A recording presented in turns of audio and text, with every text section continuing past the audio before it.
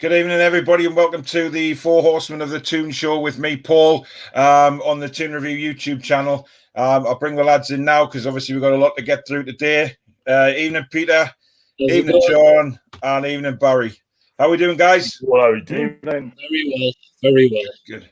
So I've basically had a nightmare tonight. I'm trying to get sorted with the computer and it's just gone crazy. That's why I'm a bit late on tonight. But welcome to everybody.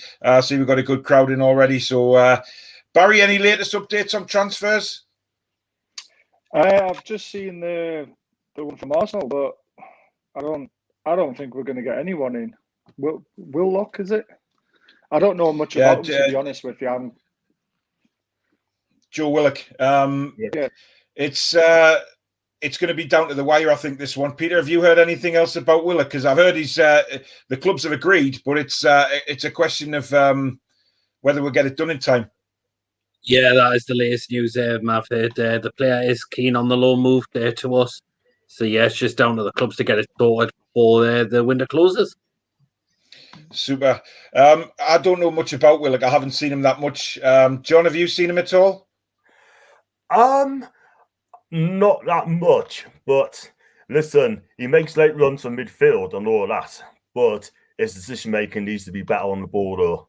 That's what I'm getting from the Arsenal fans. So, other than that sort of thing, he'd be a good addition. But, like I said, he needs games, he needs game time. And he's got to play in a 4-3-3 as well.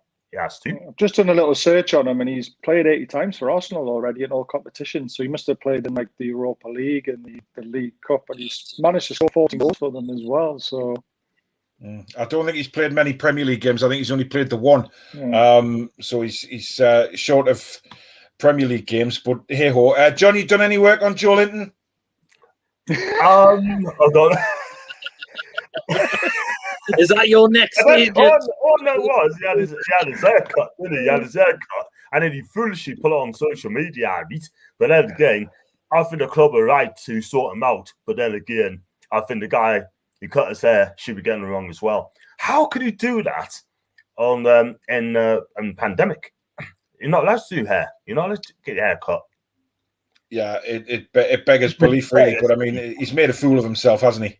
What a state of my buns. I haven't had my cut in bloody ages. You want to see me son's? He looks like a white Jamaican man. He's got an afro up to here.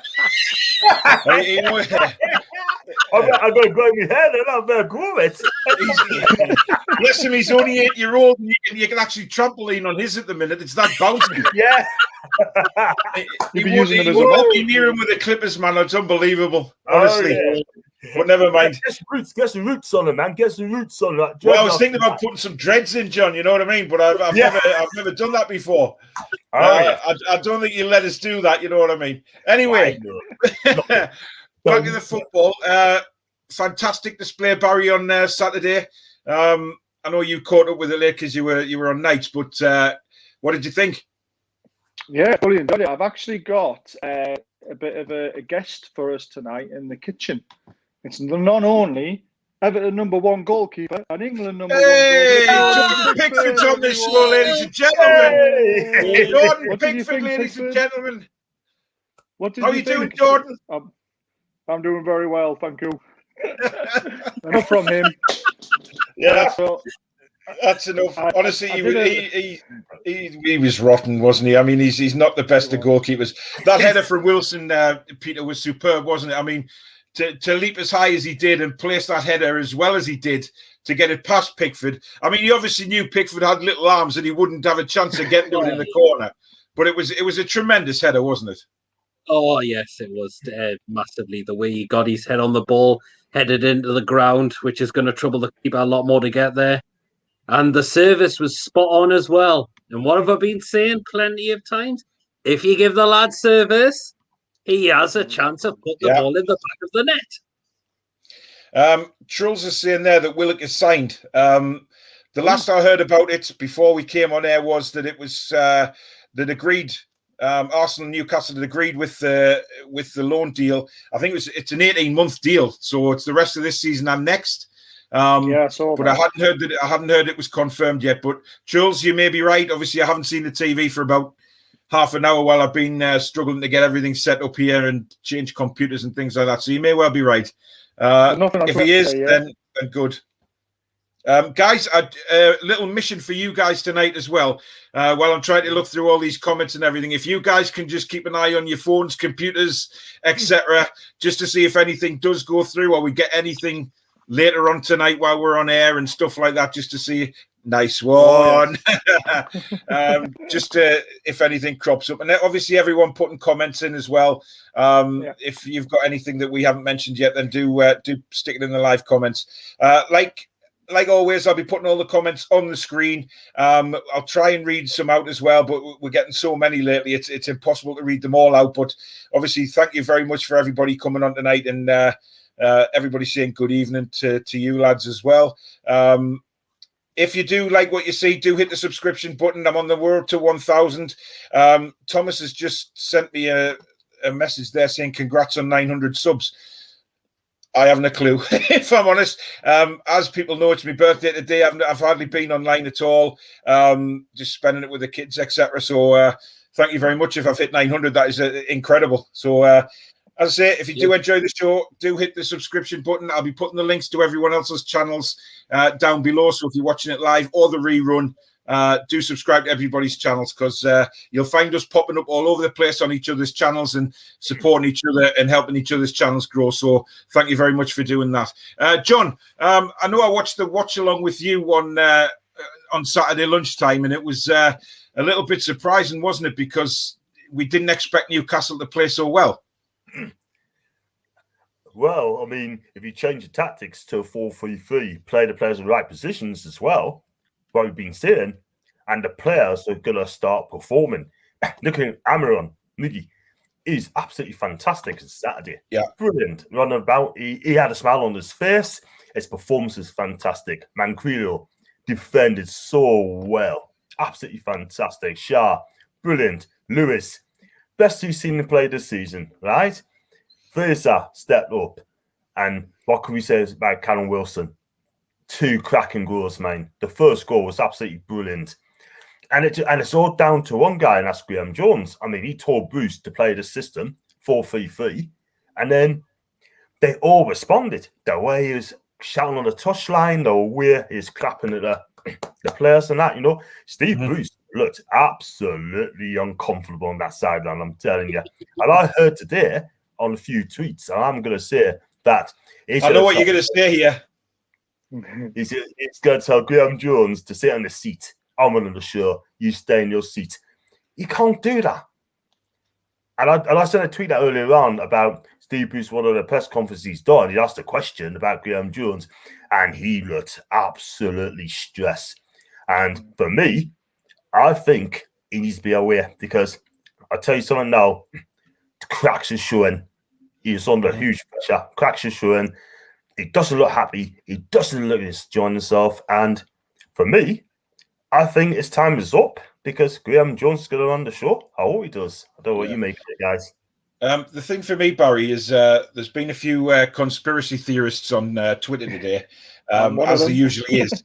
And a lot of them have quoted that Steve Bruce has been told to let Jones run the show, and for Steve Bruce to be hanging around in the background, because Mike Ashley obviously won't sack him.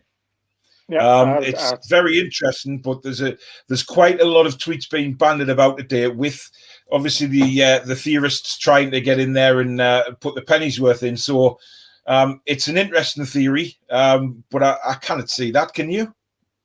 Well, I said it on our last show on the Monday night. I said that Jones will be running the show and Bruce will be the puppet. So I'm with the theorists on this one, especially after seeing him on the touchline, the way he was marshalling the team, the way he was trying to encourage them all the time. He was pointing out tactics in the face that Bruce give him on the touchline. If words could kill, if looks could kill, sorry. I mean, it was terrible. And that press conference, the one that John's been talking about, I've seen that on Twitter as well.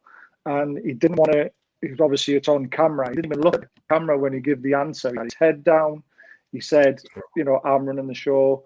It was just what John's just done now. It was terrible. And I do believe that he is running the show now, and Bruce is a puppet.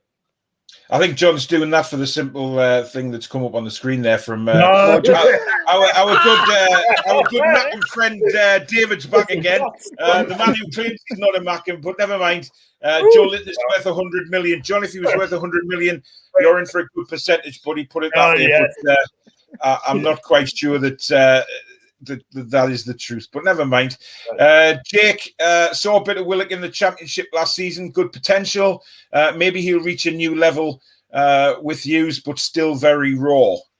Peter, not quite the signing we were really looking for. If I'm honest, I was hoping that it would be Maitland-Niles over Willock, but it obviously wasn't to be.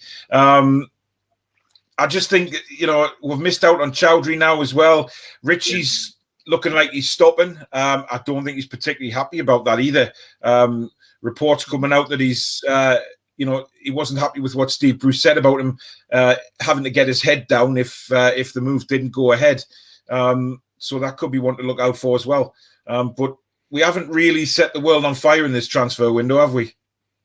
No, we haven't. Well, you know what it was in January transfer windows, a lot. I mean, it's either really late deals. It's been a lot of loans, particularly last season. There was a lot of loans in them as well when we brought in Bentaleb, Danny Rose, and Lazaro. Yeah.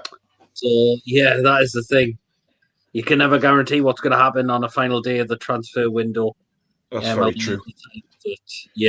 Tweet quick coming from the Chronicle. I didn't see this. Newcastle agreed a deal with the Turkish defender Uzun Akbak before Liverpool jumped in, say reports. Yeah, That's before. Can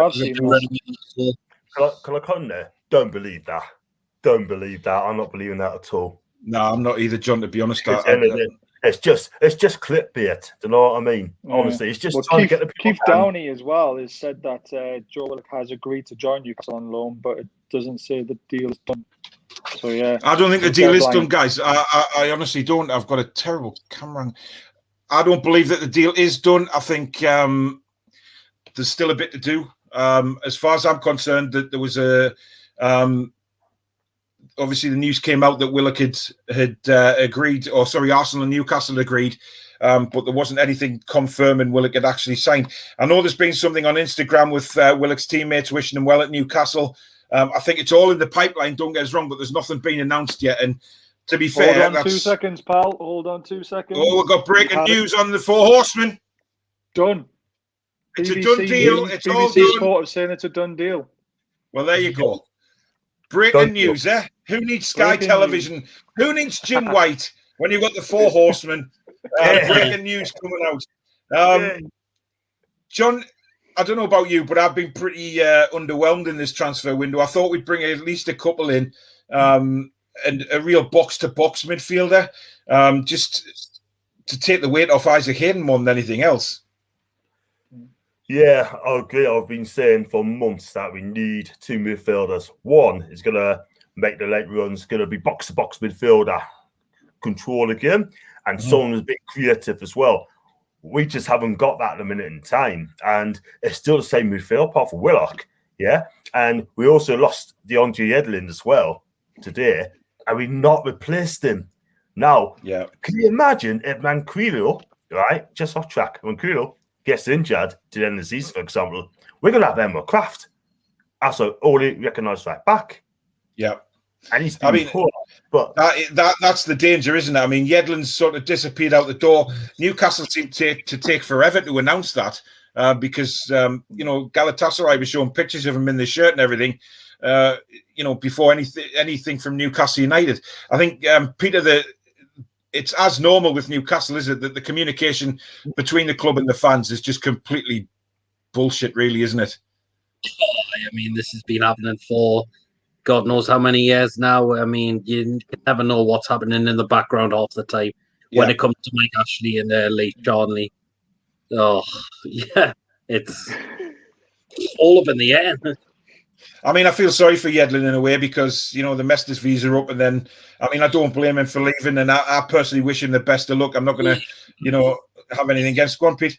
Yeah, well, I put out on my social media and I think I said it was a player we had to move on. I thought, he is good for pace, but I I think his final balls and his defending was becoming a lot more let down previously, and I think that was the problem. And you can see why Manquillo was now getting ahead of him in the start lineup. So I do wish him well. I do wish him well. Yeah, I think it's like, you know, Ben said on my live show last Thursday, everything good must come to an end at some point. And I think, you know, like Matt Ritchie, really, when we were talking about him leaving, I thought it would be a good move for him to go to Bournemouth personally. That's the way I felt about it. You know, you can't take anything away from the kid. He's worked his ass off at Newcastle, put 100% effort in all the time. You can never take anything away from him with that. I just feel he's just lost a yard of pace. His crossing has deteriorated rapidly this season. But nevertheless, he's still here. So, you know, he's still Newcastle player. But Yedlin, unfortunately, on his way. Chippers, good evening to you, my man. Hope you're well. Wilson could be the bargain of the season. £20 million for a goal scorer is a bargain. You're right. I mean, you know, if we look at the way, you know, I think it was you that said it, Peter, you know, he's a goal scorer. Give him the ammunition and he will fire the gun. And that's what he did at Everton, John. I totally agree there. I mean, he's born to score goals, and if he gets the service from midfield and he gets what, he's going to score goals. And listen, he scored 10 goals this season. I'm so made up for the guy, and I hope he goes on to get 15 to 20 goals this season. But listen, I'm so chuffed that he's done the business. Like, you know, he loves the club, and you know, if he gets service, he gets goals, and if he doesn't get the service, he'd be a bit off getting service in a fish and chip shop. But he didn't need to. He didn't need to. But now I'm pleased for him, man. I mean, you can tell, Barry, when he scores goals, just the sheer joy. He's a proper goal scorer, isn't he? You just whenever he puts that ball in the back of the net, he's just so happy. And the fact that he got two. But what I liked about it, Barry, on Saturday was he missed the header in the first half, which was technically a good save by T-Rex. And then in the second half, he missed that sitter, which really should have tucked away. But a good striker never puts his head down. He always thinks there's going to be another opportunity, and he did that. Yeah, 100%. And the second goal, particularly, he had a bad touch. He put himself a bit too far wide. He composed himself. You watch what Pickford was doing. He was in no man's land, and he sheer-essed it into the bottom left-hand corner. It was beautiful to watch. And the header as well. I mean, that was sheer-esque as well, wasn't it? Just up early in front of his man, slotted it in the bottom corner beautifully. And for me, it's about time he was given the number 9 shirt. We've got that iconic shirt on that waste of a space, Joelinton, and that's the one shirt that all fans growing up respect, want to wear. And we've got a 15 to 20 goal man sitting there not wearing it, and we've got a guy who scored 4 goals for the club wearing it, and that needs to change. He needs to wear it. It's iconic. The shirt is iconic, and you know that's the downside for me is that. You know, that number 9 is iconic, and like you say, Barry, it's in the hands of an absolute plum, and you know it's horrible. John, you're getting a bit of way again tonight, my man. You know, this Joelinton thing with you is never ever going to leave you now. Liam, good evening, mate. How are you? John will be texting Lee Charnley, so everybody's just keeping an eye on you, my man, tonight, just in case you type it away and miss anything. Just in case any secret deals going on in the background anyway. Colin, good evening. Don't understand the Willock signing. Young lad with great potential, but so has Matty Longstaff. Just give him more playing time. This is the thing for me, Pete. I mean, Matty Longstaff, we know, you know, if you watch our review shows or preview shows for matches, we've always wanted Matty in, particularly instead of Jeff Hendrick. But unfortunately, he's not getting the run in the team that I think he deserves. But you know, we're bringing in Willock now, and what does that say to Matty? Yeah, you have that worry. Is now Matty going to be down the pecking order? Is he going to get less starts now? Could he still get a loan move away? I don't think it's mentioned. I heard there was something about Sean getting a loan to possibly Valencia, but apparently he doesn't want the loan move himself. But I have that worry because Matty, to me, has got potential at this football club. He really, really has.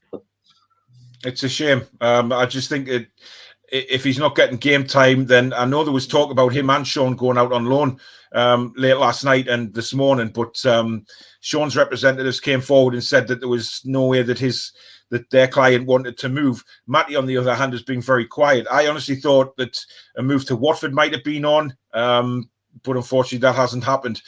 Thomas says, happy birthday, mate. Obviously, Boris has to ruin it. Thanks very much. Yeah, it's, when you get to my age, mate, birthdays just tend to go under the carpet a little bit regarding age and stuff. So my partying days are well and truly behind me, unless there's a takeover, because my party days will suddenly come back. Charles says, can't say I like to watch you guys, but good at football talks though. Joke. You better be joking, Charles, because you're on every show. Guys, another one from our friend David. Yeah. Can I just say something? Just before his comments come up, John Sinclair is typing. Now,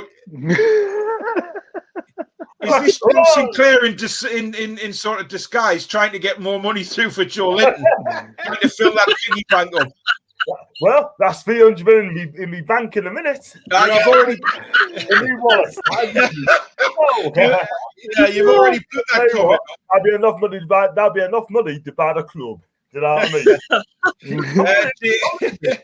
Jake says, happy birthday, pal. Is it just me, or did it look like a new manager bounced to anyone else?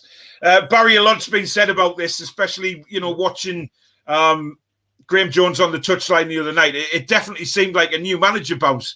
He was on the touchline. He was very animated all the time. He seemed to be guiding all of the players. And it looked like the players had bought into what, Jones was trying to get across.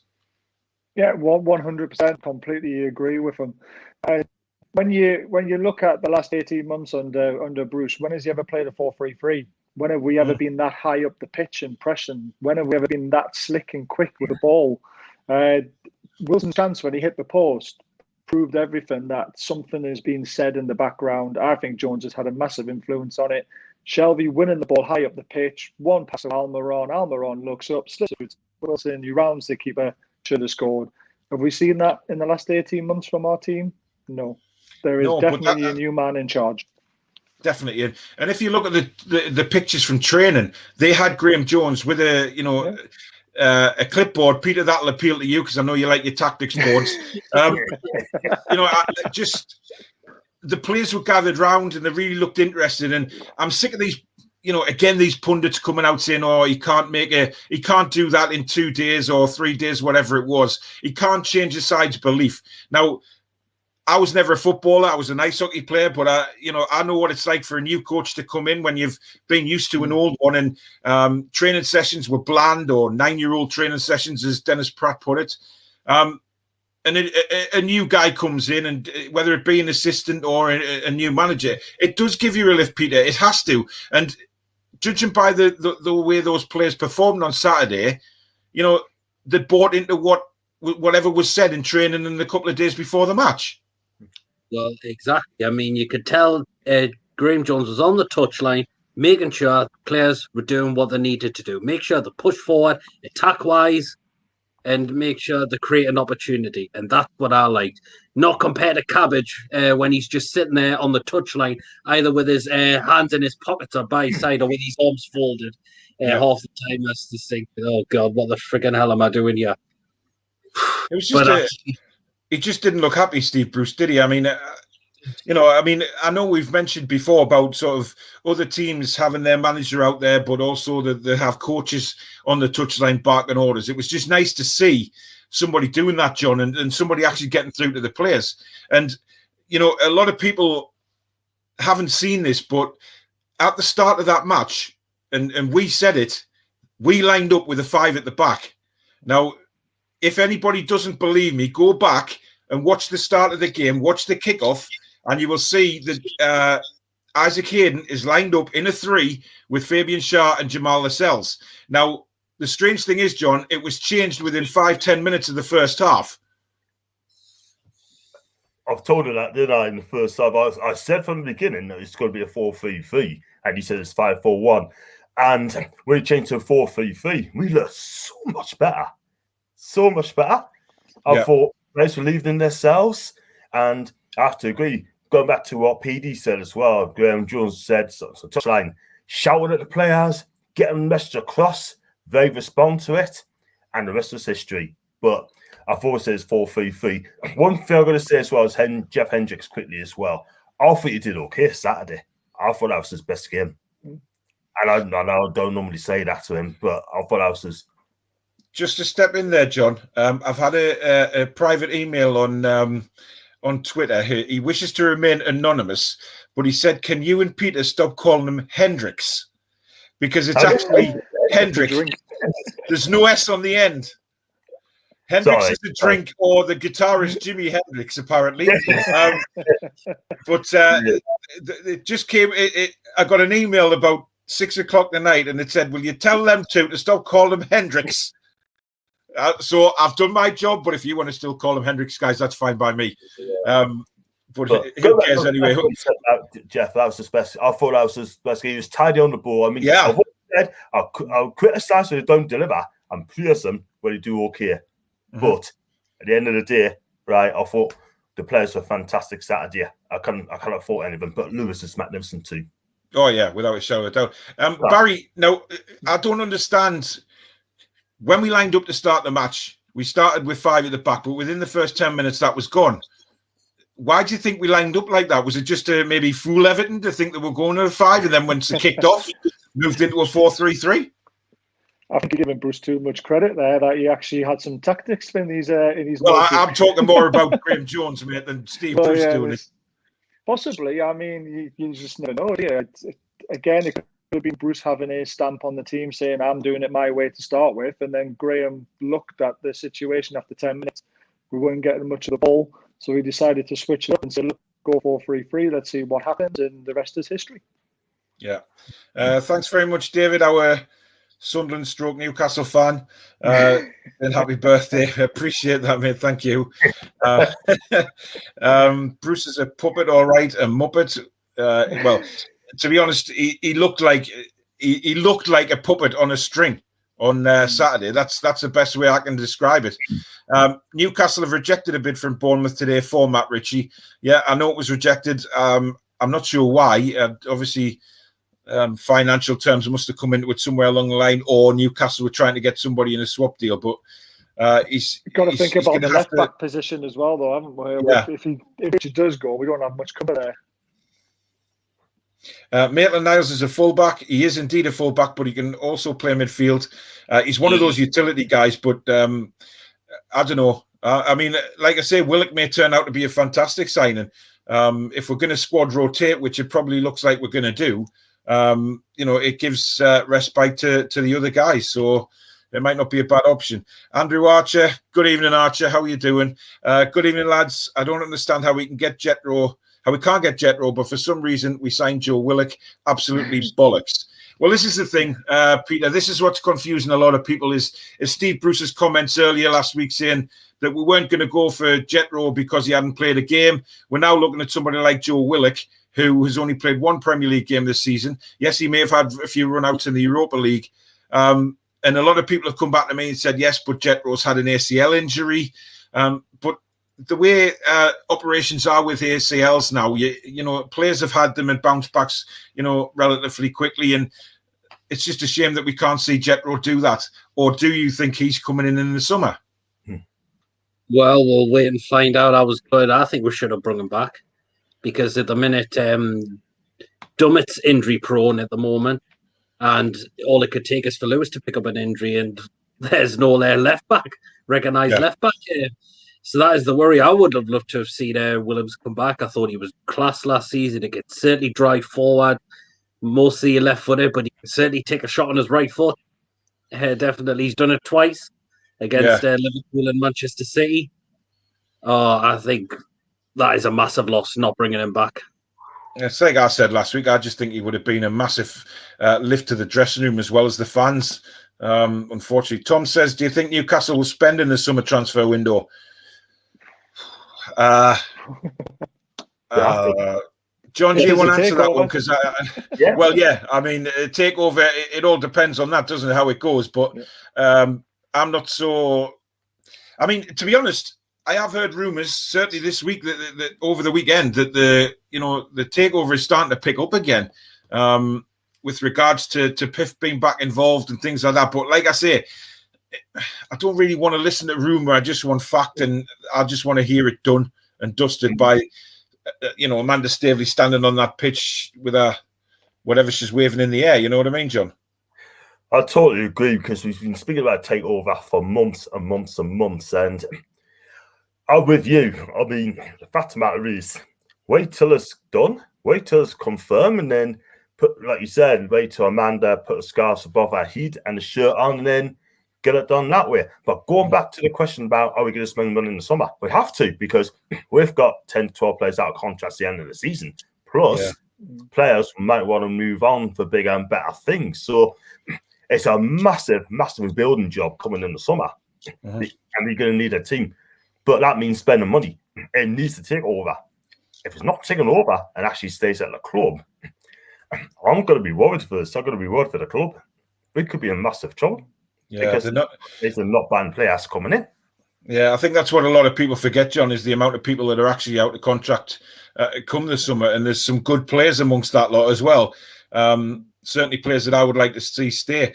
Barry, there's one there. Tom Dixon says, I'm surprised no one has come in for Dwight Gale yet. There's 2 hours before the window closes.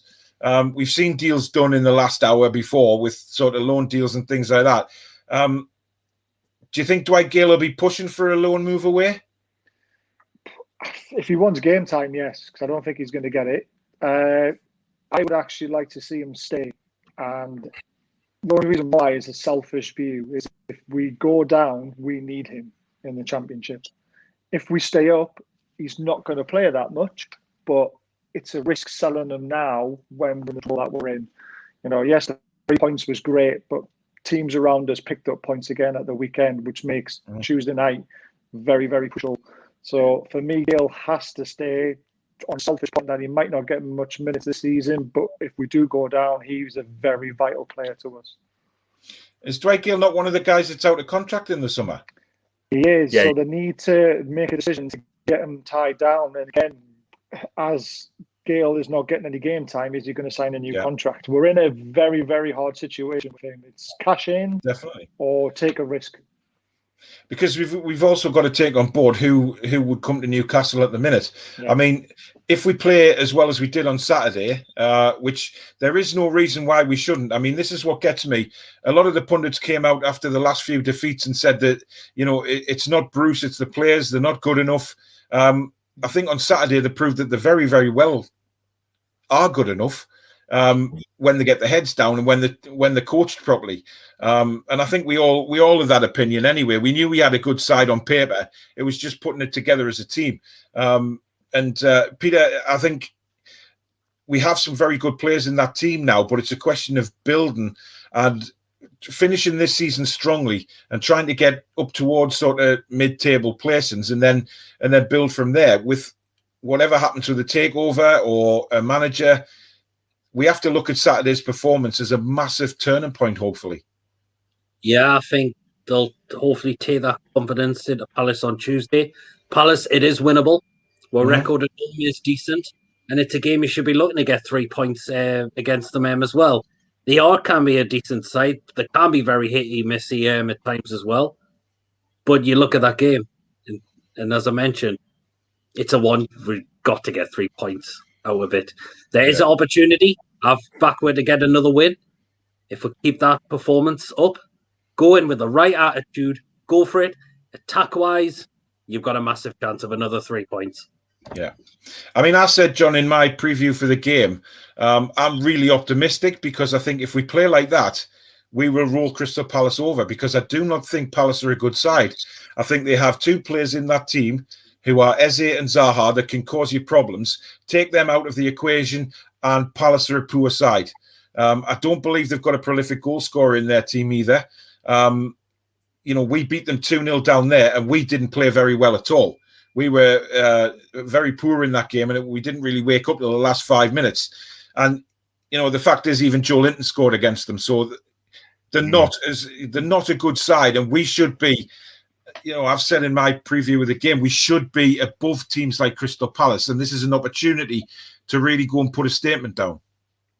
Totally agree. I mean, we've got that win on Saturday, which is decent. We got to get into Tuesday's game.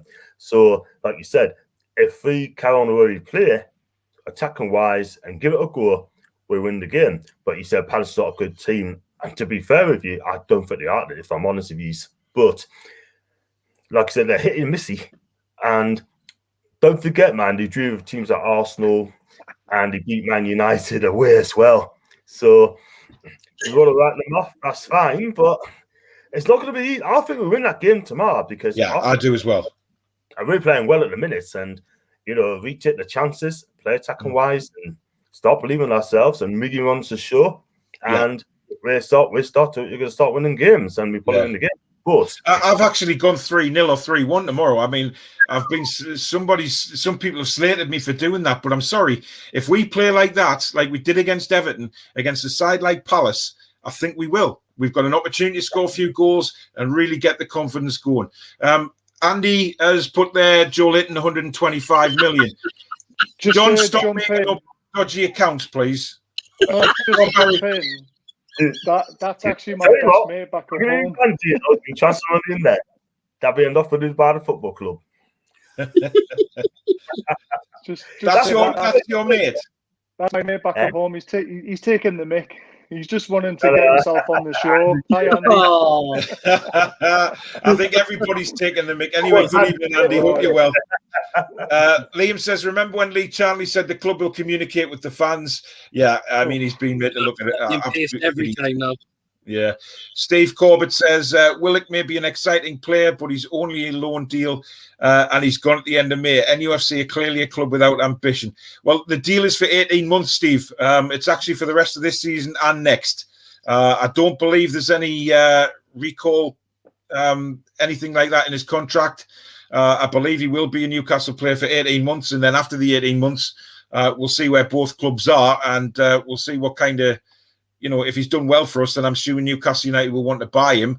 Arsenal may have moved on by then and obviously, got a few more international class players in. But I think 18 months, Peter's a good deal because it obviously it ties him down to the club and gives him a little bit of sort of affection with the club rather than just be here for 6 months and then on his way.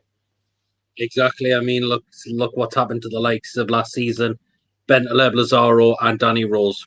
Mm-hmm. After that season ended, they were all away. So hopefully it's an opportunity for Willock to get that game and see what he can do. I think the lad, I've seen him play. I think he is a young talent. Arsenal fans have said the same as well. There is a little more he needs to work on. Mm-hmm. But you've got to give the lad a chance. And I'm all for it. I mean, you want to give these lads and new signings a chance when they come into the club. Mm-hmm. The one thing I want to say about the deal, though, is what does this mean for Anderson? We all mentioned Matthew Longstaff and Sean Longstaff not getting the game. Anderson, everyone on these shows in the last couple of weeks of that performance against Arsenal, they said he should be starting. And now, does this move him down in the pecking order again? Well, apparently a few teams have inquired to take Anderson on loan. Right. However, according to reports, he's been told that he's part of the first team. Therefore, he isn't going out on loan.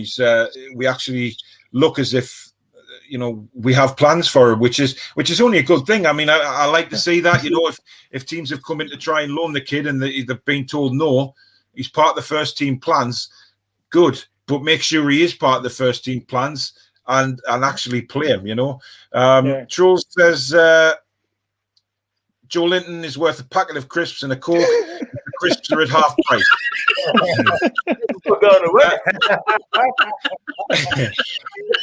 John, I think you're going to get slaughtered most of the show, mate. I think everybody was expecting an announcement on Sky Sports earlier today saying John Sinclair in shock agent transfer to Joelinton. So it hasn't come around yet. I think everyone was just expecting that big news. Jay says Wilson loves kissing that camera. We love him kissing the camera. I mean, it's fantastic to see, John. It just goes to show that he's happy scoring goals. He's a great performance. I tell you what, if the fans in the stadium, he can come and kiss us as well. Yeah, you know what I mean. But you're right. But he loves the club, and you can tell with his passion. He's got a passion for the club, and if he gets the right service, scores, and everyone just loves him, and I'll scores many goals in the years to come, and also give the guy number 9 shirt next season. He has to. He simply has to. I can't imagine somebody like Callum Wilson not having the number 9 because of the legacy that goes with that number 9 shirt, the legend that he could become if he if he stays for a few years, bags a few goals, and wears the number 9, Barry. He will be a legend. Without a shadow of a doubt, he's only 28. He's got at least another 5 years in him at our club. It doesn't look like he wants to go anywhere. And I mean, like we mentioned before in the show, if he gets the service, he will score goals. And he is a 15 to 20 goal man. And he could even get to 25 in a better team. So he's got to have that. Whose was that phone? That's Joelinton again, isn't it, John? John, is that your phone ringing again? He's gone quiet. I think he's gone very quiet, hasn't he? John, hello. John, is that your phone ringing? Not me. Oh, really? Me either. Very suspicious there because, we know it's John's phone.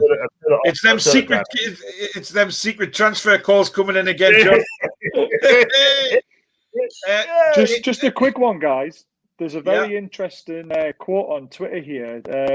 Apparently, there's a newly acquired Premier League team scraping around to raise 30 million by trying to sell equity to a higher stake valuation to pay off debts to an old owner.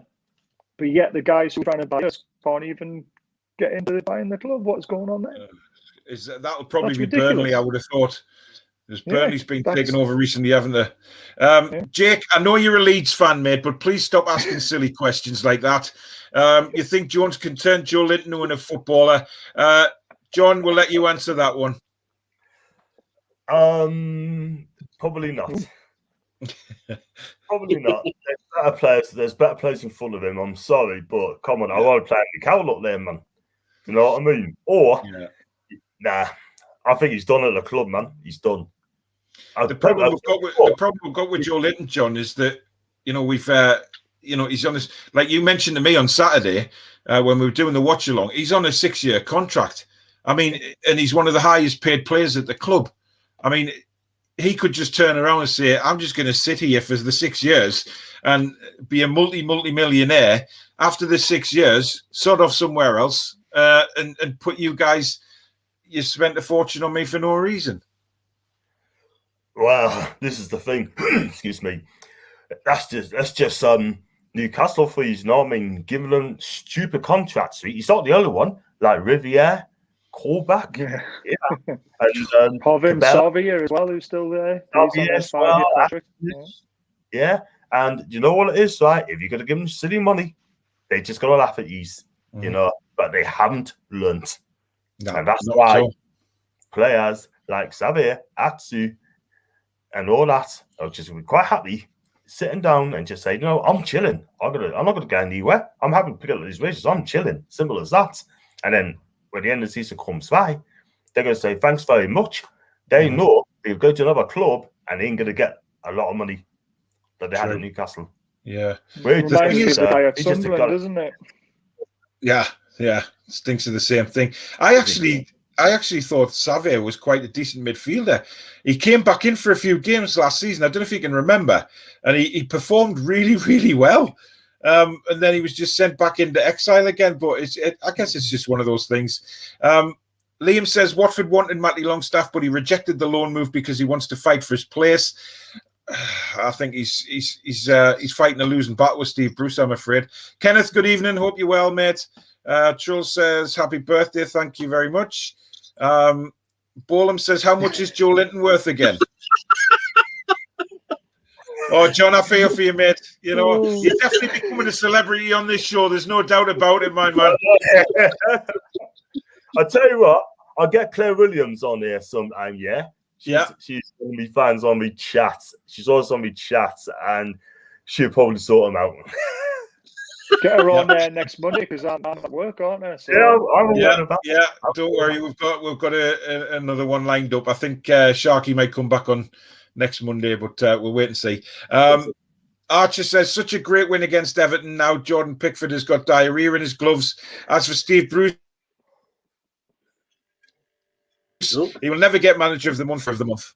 Well, if there was a diary of the month, then he would have won it already, judging by how much he's actually come out of his mouth since he's been Newcastle United manager. David says, if I was Newcastle, I would tell Sean Longstaff we want you to go out on loan. It's an interesting one, Peter, because I think he should go out on loan to try and regain some of the form he had under Rafa. Yes, I totally agree, because he's gone completely backwards there this season. We're just seeing now on the pitch, he's passing. It was sideways and backwards. It was never forward. He could barely tackle. He looked lost. So I think a loan move would have done him a real good. Yeah, if he didn't want to go out on loan, Barry, that just says to me that that's a bit disappointing, because Sean will know in his own mind that he's lost a bit of form and he needs to try and regain that back, to the stage he was where Man United were interested in him. That's the Sean Longstaff we want to see back at the club. Yeah, 100%. But they put a spin on it as well. He doesn't want to go out on loan. He wants to fight for his place. Shows that he thinks he's still good enough to be in that team, and we do need cover still. So if he does go out on loan, who comes in for him?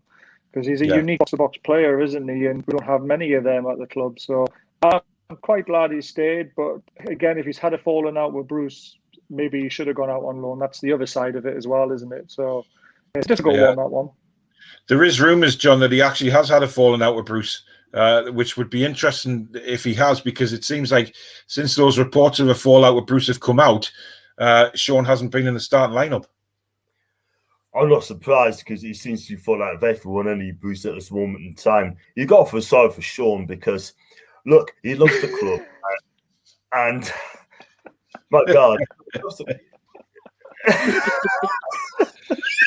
Hey, honestly, it cheers me up seeing these comments coming in. Honestly, you guys out there are just fantastic with your sense of humour and stuff like that. It puts a smile on our faces. That's what the show's all about. Exactly. We just hope, we want to put smiles on your faces, but by God, I tell you what, the interaction we get on this show is brilliant. John, any news on that? Joelinton just been spotted at Scousefield's training ground. I tell you what, I think I'd rather have you at Arca than flipping Joelinton at the training ground, in all fairness, you know what I mean? But, well, I think Seltze's got a good... Trill says Joelinton spotted with scissors in his hand outside the barber shop. That's the thing. He should be a hairdresser. That'd be a good job for him, a hairdresser. Well, I can only hope that he's been fined. I mean, if everyone else is getting fined for breaking the rules, then but the barber who actually did his hair in his own barber shop, surely that's got to come down to some kind of discipline as well. Jake says, huge fine, won't he? Yeah, exactly. Right. Jake, the Leeds fan, says, thanks for softening up Everton for us. Hopefully we can give Pickford some nightmares on Wednesday. Leeds were fantastic at Leicester yesterday. I know that much. What a performance that was. Definitely improved from playing us, Peter. Oh, yeah. And I just watched them on a Sunday, and I just weigh the bombed forward. As well.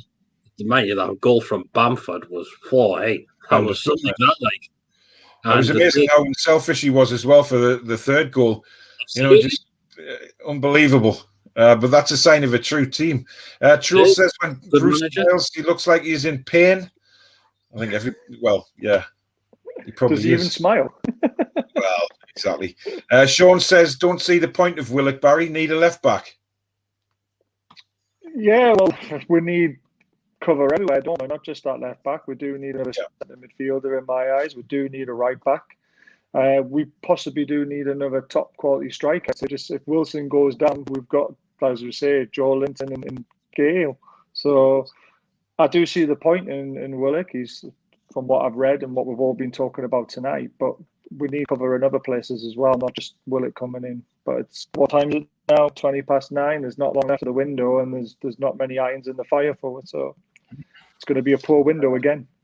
Yeah, I think Willock will be the only business that we do, John, which is a bit disappointing. Well, since we signed Amir on a couple of years ago in January, it hasn't been a good January, hasn't it, really, for a transfer window sort of thing. And when we do get someone, it's players haven't been playing for a couple of seasons. Do you know what I mean? It's like Bentaleb haven't played for a couple of seasons, joined us. Danny Rose came to us overweight. The Danny Rose we signed is a fish and chip shop version of Danny Rose. Do you know what I mean? He didn't want to be at Newcastle. Do you know what I mean? And if you watched, I was very, very lucky, Nassar, because he's got the ability. Because I watched him play for Inter Milan a couple of games, and he looks very decent. But he did a run of games, and Steve used to give him a chance. But going back to what you said about this transfer window, it's been poor. Yeah. I mean, Steve used to come out and say, "Oh, hang on a minute, we're going to get about. He's going to be a busy one. He's going to got 102. Yeah, but he doesn't know what he's tightening about. Do you know what I mean? But it's a poor transfer window again. I'm disappointed with it, to be honest. I mean, Jay says there was no money to sign Jetro. I'm not having that for a second. No, I'm neither. not having that at all. There is money there, but we just choose not to spend it. Yeah. Oh. He was only going to be a loan signing, wasn't he? So it wouldn't have cost that much money. We weren't going to sign him. You know, obviously he's only got the rest of the season on his contract at Frankfurt where he is. So it wasn't going to really make a big difference, was it? I mean, he was a loan deal and sign him for nothing at the end of the season, which it just seemed, you know, even if we did take him on loan for this 6 months till the end of the season, you know, just to get him fit, play a few games, get him fit, and then sign him permanently so he's ready to go next season. For me, it was a no-brainer. Tom says Everton and Fulham have agreed a deal for Joshua King. That'll be interesting to see if they can get one tied up by 11 o'clock. But again, I think we've missed out there because I think he would have been a good, either a good partner for Wilson or... He's asking for 120 grand a week in wages. Yeah, that's the problem. Mike Ashley was not going to spend that much. To be honest, I have to agree with Ashley on that front. I think that's a lot of money for Josh King, considering he's not a prolific goal scorer. He's not proven in the Premier League. I don't care what anybody says. He hasn't done it yet. David, our Sunderland Geordie, Joshua King has agreed with Everton and Fulham. That'd be interesting to see if they can get something tied up and how much the fee is and how much the wages are for certain. Yeah, hit the thumbs up. Thanks, Jules. Thanks very much. Yeah, if you're enjoying the show, do hit the like button. And like I say, if you're not subscribed to the Toon Review channel, please do subscribe. And I'll also put the guys' links to their channels at the bottom of the description after the show. So get signed up to them as well. Very, very, very good channels. Hearts on sleeve stuff and say how it is, which is probably, you know, what you want from a YouTube channel, especially a fan TV channel. You want the truth. You want the heartfelt passion of a supporter. You'll get that on all our channels. Steve Corbett says, does the panel think that the mediation is a ruse and nothing more than an attempt by Ashley to get compensation out of the Premier League? Barry? Good one. It's a conspiracy theory again, isn't it? I think you'll get compensation regardless because I think the should have went through. And I think the evidence is there will prove the Premier League wrong. We do hope the takeover goes through, but like John said, just let's wait and see if it gets done. Stop talking about it. Stop praying. Keep praying. Yeah. Stop talking about it. Just let it happen. Yeah, I mean, I don't know whether I'm living in cloud cuckoo land, Peter, but I still believe it's going through eventually. Now on the thing, if it happens, it happens. If it doesn't, well, I was shocked because it's happened in the past. Few takeover stories that have been mentioned at this club. See, there's another one Tom's putting on there. Heard the Saudi plane arrived in London at the weekend for a 2-hour meeting. Then it went back to Saudi Arabia. John, these are going to go on and on and on until something is either definite or definitely not. The thing is, though, it keeps talking about it on the transfer deadline day and stuff in January. It keeps talking about the takeover all the time. Can we not talk about the takeover in the summer or something like that?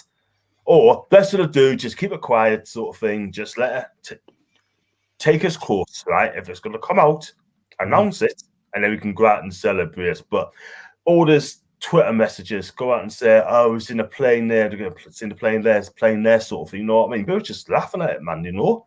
But you're right. Like I said, like you guys said, if it happens, it happens. If it don't, then we are going to be in trouble. Tom says there's a host of Premier League clubs after Diego Costa on loan till the end of the season. By the way, sorry about my camera there. I don't know what the hell happened. It just went off by itself. I'm sure I've got ghosts in this room where I've set up. I keep hearing noises and plug everything. in your charger lead. It's one of them dummy batteries, so it's in all the time, so it shouldn't. Never mind. Diego Costa would have been an interesting one, Peter, if we could have got him to Newcastle. Oh, definitely. But again, how much would he be asked for in wages? You're talking possibly a six-figure, possibly. Yeah, without a doubt. I don't particularly like Diego Costa. He can be a bit of a big head, yeah. Oh God, yeah. Bit of a liability. Liability.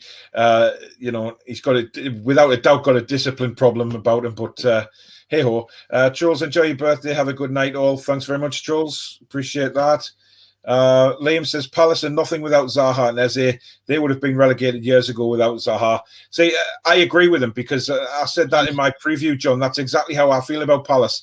I feel that without you take them two out the game, or we nullify them on tomorrow night during the game, and there's nothing there for Palace. They've got. I don't think they've got any threat apart from them two. Yes, they've got people who can score goals or win tackles, etc. But actually, scoring goals, John, I don't think they've got anybody. Not really, no. I mean, Benteke's not scoring a lot of goals, did he? In the past, they got high hopes for him, and he's not scoring enough. And Batshuayi as well. I mean, this is the player who's came to the Premier League with a big reputation. He's a Chelsea player, and when he goes to Palace, he scores odd goal here and then. But like you said, then Palace are just an ordinary team without key players, and I fully expect us to win tomorrow. Definitely. I expect to go to nil. I've said that, but Zaha's class. I mean, I'm amazed that Zaha's still at the club. I mean, I spoke to Palace fan on during the day, and he said, take the 60 million pound because he's 28 now. Take the 60 million and then just rebuild the team. I don't think he's worth 60 million now, though. That's the thing. I think his time's been and gone for that kind of figure. But Peter, I mean, a lot's been said about Batshuayi, and saying I've seen some of the YouTube channels saying that he could be a threat, but he's hardly hit the onion bag this season as well, has he? It's the very lightweight, and I mean, for me, Batshuayi is one of those players that has just failed to hit his potential. So far, well, it's not happened to Chelsea. So he's just trying a lone move wherever he's going to go. And it's not really paying off there. That is the thing. He can be on his day, but it just seems he's going there and everywhere. And he's just not filling his potential. Jay says, Fraser doubtful for tomorrow and reports Joelinton is going to start on the left. Surely not. Barry, that would be a big mistake, considering the momentum the team's got going into this game from the win at Goodison. If they put Joelinton in, it's a fatal mistake because we go back to playing with 10 men again. Surely the best option would be is if Fraser's not playing, replace him with St. Maximin. If St. Maximin only lasts 65, 70 minutes and so be it, the game could be won by then. Yeah, I did my match preview and I think we should save ASM on the bench, to be completely honest with you, because I'd rather have him coming on for 45 minutes when Palace start to tire, and that's when he really has his main effect. And he's shown it in the last couple of games when he's come on and what a big difference he makes. I would like to see Anderson start. Yeah, I was going to say why not? There's obviously the option of Anderson. But for me, I agree with you. Yeah, I agree with you on St. Maximin. I think, we need to be very, very careful with him and build him back up again. Peter, I think you've gone for him on your preview to start. I have actually. I think he's also going to be in contention to start actually tomorrow. I think if it came down to starting ASM or playing Joelinton, I know which one I would choose every single time. But I understand where you're coming from as well, Barry. I think we have to be very careful with ASM. But there's certainly no reason that Anderson couldn't start and do a job for an hour and then bring ASM on if needed. But if it means Joelinton playing then or ASM, I'm going ASM every time. I do not want to see Joelinton. Yeah. John, would you like to see your man start tomorrow? My man. No chance. Absolutely no chance. He just said it there. If he starts first, they may as well play 10 men at the moment. But it has to be ASM every single time. He has to play for, like you said, 65 minutes and then give Young Anderson a go. Do you know what I mean? I can't have Joelinton playing here again. I cannot. John, I'm still here, by the way. Go down. You're not going to get your money. He's not good enough for Newcastle. He's not. Wow. I'm still here, by the way. You can still hear me, yeah? Yeah. I don't know what's happened to my camera. It's gone off again. Honestly, you pay a fortune for all this stuff and you get a bloody iPhone do a better job. Unbelievable. I'm just going to read some more comments coming in. I'll try and fix me camera. Tom says, great to see Rob Elliott on the bench for Watford tonight. Yes, it is. I'm really pleased to see him back. Sean and Matty Longstaff have said they want to stay at Newcastle and fight for their places. John, are they making a big mistake trying to do that? Or do you think that, it's the right to do that, or whether they should be going out and trying getting first team football somewhere else? I have to agree with the guys earlier. They have to go out and get some games. I mean, for me, Matty Longstaff, I'm not being funny, but Udinese wanted him last season in the summer, and he could have gone to Udinese and get the best training there and the development as well, and he would have loved it in Italy, I'm sure. Sean Longstaff's lost his way at the minute, and with 18 months to go on his contract, I'd say, extend his contract for a year and then send him away on loan somewhere. But they need game time. They cannot hang a boot at Newcastle and not get game time. It would not be any good to number 2 whatsoever. It won't. Yeah. No, I agree. I perfectly agree. Bolam says, this is for you, John. What's worth more, Brucey Kebab Special or Joelinton?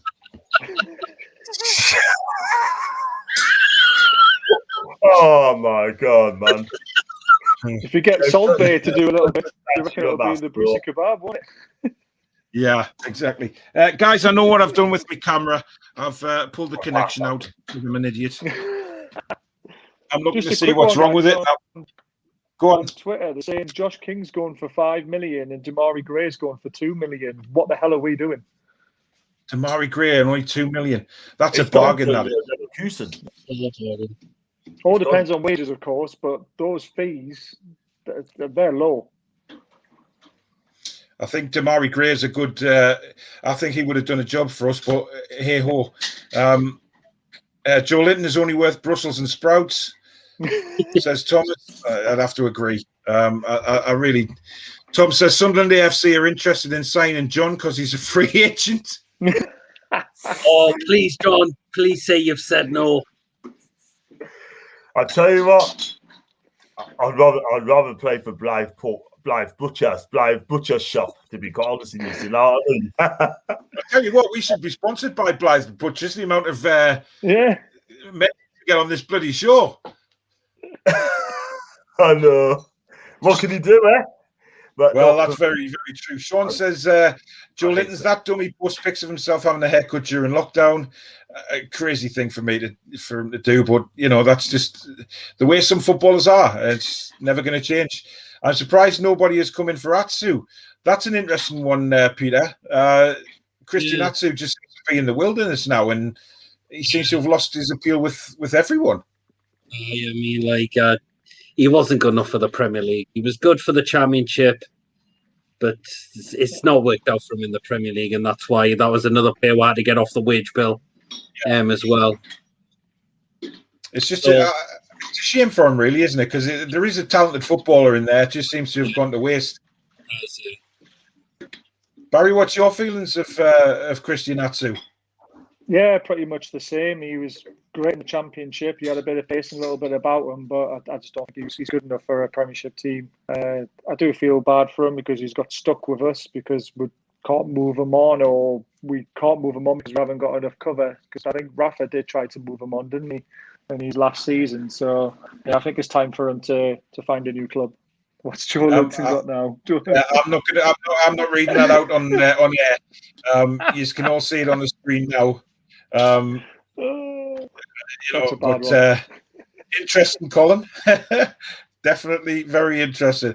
David says I would cover for Barry on Monday. Wow, David saying he would cover for Barry on the full horse. Well, that would be interesting. Get him in. Would he be red or white? That's the thing. Who knows? Charles says, well, Bruce thinks he's good enough for the team. Yeah, well, Bruce thinks a lot of things. Tom says, question, lads. What's your thoughts on Yedlin leaving? We spoke about this briefly before. I think we're all of the opinion that, we wish him well. His time has probably come to move on. However, cover for Yedlin at right back is a bit of a worry because if Mankio gets injured, we've got Emil Kraft, and we all think very highly of him, don't we? Jake says he is a non-Joelinton question. Have you figured out what a false number 10 is yet? I don't think anybody's actually asked him, John, have they? No, I don't think so. I mean, I've never heard of the false. I heard of the false 9, but I never heard of the false 10. Never. No. He seems to have sort of pushed him, John, on like answering what a false number 10 is. Beats me. I mean, if anyone knows about it, just send a letter to Steve Bruce or text him and but until then, he doesn't even know himself, and it just makes it obviously goes along. But listen, my God, false 10, false 9, false 50, he ain't good enough. False manager, exactly. False striker. Liam says if Joelinton worked at a barber shop, he would miss the hair. Yeah, that's a good one. Joelinton is the worst player I've seen. He is the laziest. I don't know if it's laziness, Peter. I just think he's not good enough, and he's too slow. He's got it for the Premier League, unfortunately. I mean, he's very slow, like on the ball, taking players on. I mean, he's got very tame shots there a lot of the time, and weak. He just can't cut it in the Premier League. Yeah, I'd agree with John. He's weak. He's for a guy his size. He's just got no strength. Bloke Vlad says, why do people expect Joelinton to play like he did at Hoffenheim? He went from Nagelsmann to Steve Bruce. The downgrade is clear. Maybe you've got a point there. I mean, Nagelsmann's a good coach. He's a good manager, but I just. He didn't set the world alight at Hoffenheim for me, Barry. He wasn't like this prolific scorer at Hoffenheim. He may well have played a few good games, but, if he was that good, then we'd have seen it by now, surely. Oh, without a doubt. I mean, if you look at the German league as well and the quality they've got in there, he scored something like 14 goals and he got 8 assists. You're probably half that in the Premier League when you turn up. And we've given him a season. But we can forget about the first one. Then normally you like to see a player push on in the second season. He hasn't. I do feel sorry for him because 40 million, whoever sanctioned that deal 1 second, he's never going to be good enough.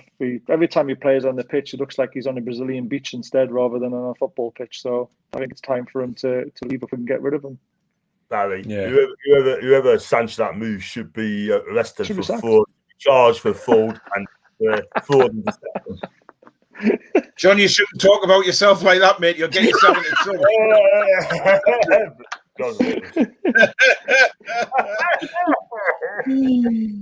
David says, John, I just spotted Joelinton at Ashington Football Club. He's getting around the northeast Joelinton tonight. He's desperately trying to find a club. I mean, now I know why John's phone's ringing so much. Generation Boomer says, funny how all the working class support respect each other, not so much with the billionaire plastic fans. I mean, that's always been the case. I think the billionaires think very much different to us working class. Archie, looking forward to joining your stream on Thursday, but for Joelinton could be the next Tinky Winky.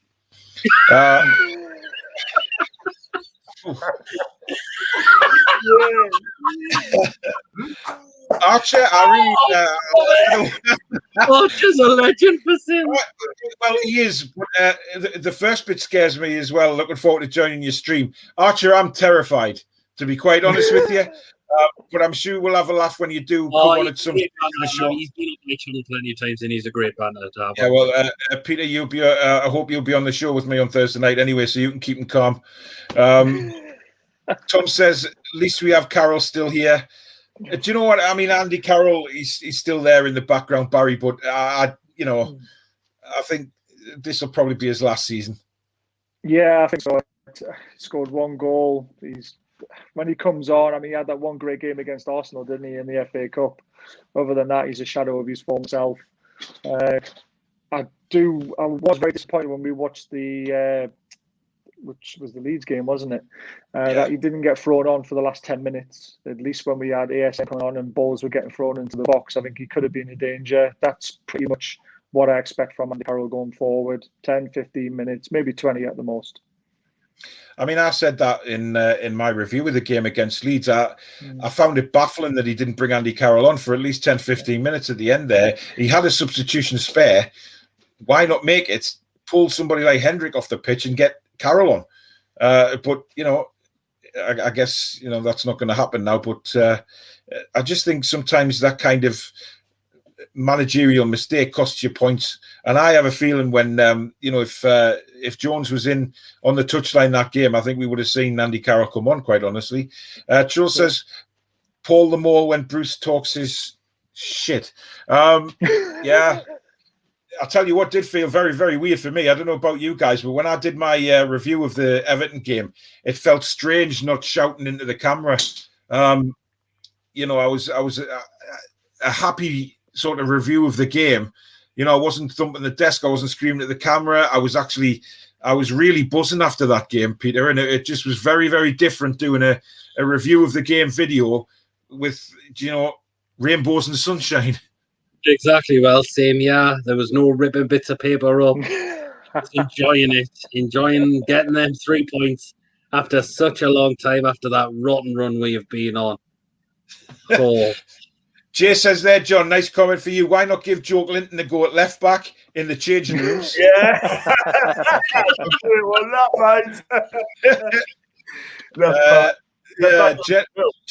Generation Boomer says Costa is a tube. I'll have to agree, to be honest, because I really don't like Diego Costa. He may well be a good player, but Andy says Paris Hilton on a free is about to be announced. Well, I'm not commenting on that because my fiance is probably watching downstairs on the live stream. So, Peter, I don't know if you're a single man. Paris Hilton coming on a free transfer. Oh God. Well, I am single, but I think I'll pass on that. Yeah, fair enough. She's over the hill now, anyway. Surely. David says Diego is past his best. I didn't mean that as a pun, by the way. I just realised what I said. Never mind. David Crone says Diego is past his best and may as well have trouble tattooed on his napper. Yeah, we know what kind of ferocious temper that man has, but never mind. Ezzy is a class act. Keep him on a tight leash. I think that's what they'll do, John. I think they'll, certainly Jones will identify where the Palace danger men are, and Eze is one of them. I think you'll have him pretty much tied up during the game.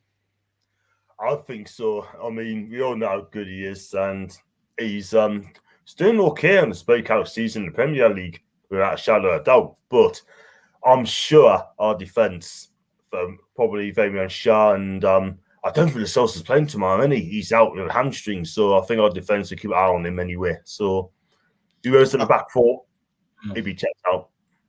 I mean, I'm probably more confident with Clark and Schär at the back than I am with Lascelles players, to be honest. I think we're probably, given Schär's form at the moment, Barry, I think that these two could probably be our best defensive pairing. Could be, but it's 2 left footers, isn't it? And I like to see a right foot and a left foot at centre back if we can. Clark is very underrated, isn't he? He's right-footed, Barry. Oh, I thought he was left-footed. No. He's God. Sorry, I keep saying Schär. It's Schär. I mean, we're not talking about the sticker here. Schär's definitely right-footed. Actually. But Schär might be left-footed. But she believes in life after love, doesn't she? Not football. Yeah, they're a good pairing. I mean, Lascelles, for me, he is meant to be the club captain, so I would like to see him start. But if he's injured, Clark's a perfect man to hit again. So definitely. Tom says, just seen Joelinton fishing on the pier at South Shields, waiting for his dream move to South Shields. I tell you what, Joelinton's getting around the northeast tonight without a shadow of a doubt. Dean says Joelinton signing for Gerald Bank School. Oh my God. Tom says, will it start tomorrow or will it be too late? I don't think it'll start tomorrow, Pete, do you? No, you'll not start. I don't think it'll be registered in time, possibly for the game tomorrow. So he could be looking possibly Southampton. Yeah. I don't think he'll even start against Southampton. I think he'd be on the bench. I think he'd be on the bench before he starts a game, for us, to be honest. Which just says a lot about the signing, really. If it was that big of a signing, they'd throw him in straight away. David said, I wouldn't put Joelinton to a Christmas hamper, never mind the first team. He's getting some hammer tonight, is Joelinton. You started all this, John. You say you started all this with Joelinton, right? And people are going to accuse me of having to go at him all night. And you know, this is people just commenting on your crazy valuation of the man a couple of weeks ago. I'll never be trusted anyway, but well, I'll probably get a lot more of that time we watch along tomorrow, so that'll be fun and games there. Yeah, too right. Dean says, if Max isn't fit to start, would you start Murphy? Well, he's an option, isn't he? I mean, he can play on the left or right, Peter. He can do, but you would mostly looking to play him on the right, because then it's good for him to get the crosses better on his right foot. Yeah. Toon Legend says, Newcastle sign anyone or not? I don't know whether you guys are keeping up to date with it on your computers or whatever. Just the one. I certainly haven't seen anything from Newcastle yet. That'll be it. Yeah. Has Willock actually been confirmed yet? Because I'm getting mixed messages here that the BBC have said it is, but other sources are saying that he's still on his way to Tyneside or he's still in talks. I think the deal's being agreed and the talks are done. It's just the medical and the paperwork that needs to be filed before the deadline. So they've got to get that done quickly. But it's a deal as long as everything falls into line. Just on the news on Josh King, he's gone to Fulham. He's gone to Fulham now, has he? Good signing for them. Yeah, definitely. Very good signing. I think he'll do well down there. I don't think Mitrovic will be too happy about it, right? But Paul says, sounds like Paul is punching his camera. Does my mic sound all right? Guys? I can hear him perfectly fine, yeah. Yeah. All right. I don't sound like I'm punching my camera. No. I was punching it before when it wasn't working until I realised that my battery wasn't plugged in. But never mind. We'll quickly move on from that. Tom says, is Bruce sitting in his office making telephone calls to get players, or is he busy in the kebab shop? I don't think he'd be sitting behind his desk right now trying to get players, John. I think, like you say, what will be for this transfer window. I think Willock is the only one who's going to be coming in, which is it's a little disappointing. But then again, that's our Newcastle United's middle name when it comes to transfer windows is disappointment. I know it's so sad, isn't it? Newcastle are supposed to be a big club, right? But we're not acting like a big club. We're not. Ashley's not treating us like a big club at all whatsoever.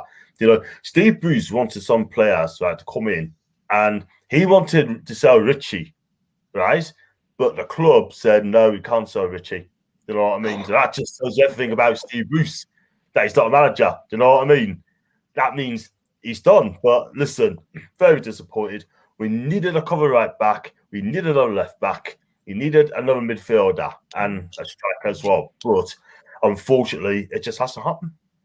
And it's been disappointing, mate, you know? Yeah, definitely. Sols came out with a point there. We should move for Pereira from West Brom if we stay up and they go down. Good attacking midfielder. I quite like him, Peter. He's a decent player. Oh, yeah, I've seen him play for West Brom and he can certainly attack on the ball as well from what I've seen of him. The only thing I'll say about that just shows the ambition of our fans and our clubs at the moment, doesn't it? We're looking at teams that are going to go down and taking their players rather than looking at players in the Premier League or in other higher teams and trying to sign them for ourselves. It's what we used to, we raised the last 14 years, but before then it was much better, wasn't it? It's been the Newcastle way for a while now, hasn't it? It's just unfortunate. Stu says, I think Willock can forget playing for Arsenal. Their fans seem to be glad to see the back of him. I did send a message to Richard down at the Over and Over Arsenal channel earlier today to see what his thoughts on Willock was. I haven't heard back from him yet because I wanted to see what his opinion was and then sort of read it out on the show. But unfortunately, like I say, he hasn't got back to us. But I have seen a few Arsenal fans saying they're glad to see the back of him, John, which is a bit of a worry. It sounds like it, doesn't it? Do you know what I mean? If they don't rate him, I mean, I got a text off my mate earlier on. He's an Arsenal fan. He said he's a very good player, but his decision making has to be sharpened up a little bit. You know what I mean? He can dribble and he can pass, but he needs to kind of make a decision on his final balls and that. But I agree with you. If that is the case, I'll be worried as well now. Yeah, I just hope that maybe Jones takes him under his wing and not Steve Bruce. Saul says a false number 1 is called a Pickford. Yeah. Dean Walsh says, anyone see Bruce struggling answering questions on his new tactic? He was pressed a little bit, wasn't he, Barry? And he I don't know whether you've seen it. He was very sort of standoffish in his press conference. He has been standoffish for the last few weeks, though, hasn't he? Every time he's been asked to answer a hard question, he's shied away from it. His head's down, his hands is in his face.